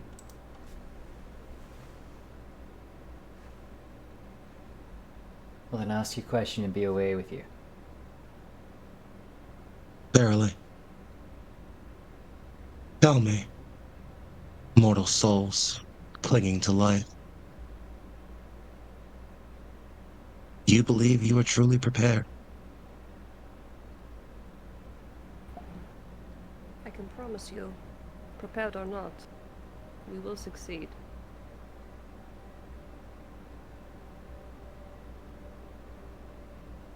Your resolve is amicable, reminiscent, even. I wonder if it will be enough for what comes next.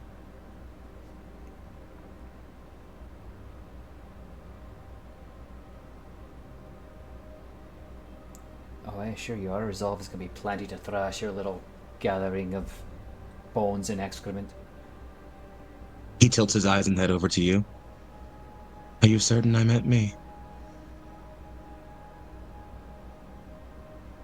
Who else is there? Nothing you need be concerned about yet. For now, you are to prove you are worthy. Show me, then, if your resolve matches the darkness in my soul. Tell me, then, if your army of life can blot out the tide of death.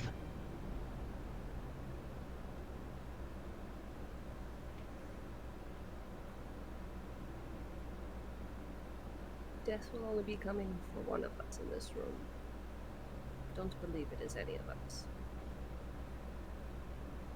You can stick that in Believe. your poetry book. He tilts his head again. Belief. A quaint thing. Not one I believe I've ever fully understood. It's simple. You want something, and then you work to get it. That's all it is.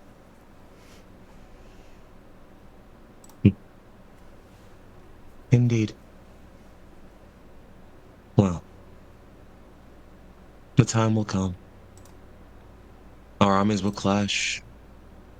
You will meet me atop the Citadel of Bone. And in truth, the end will certainly come for one of us. We will see if she was right about you.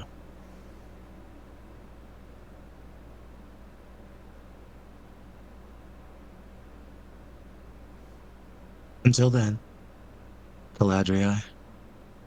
Until then.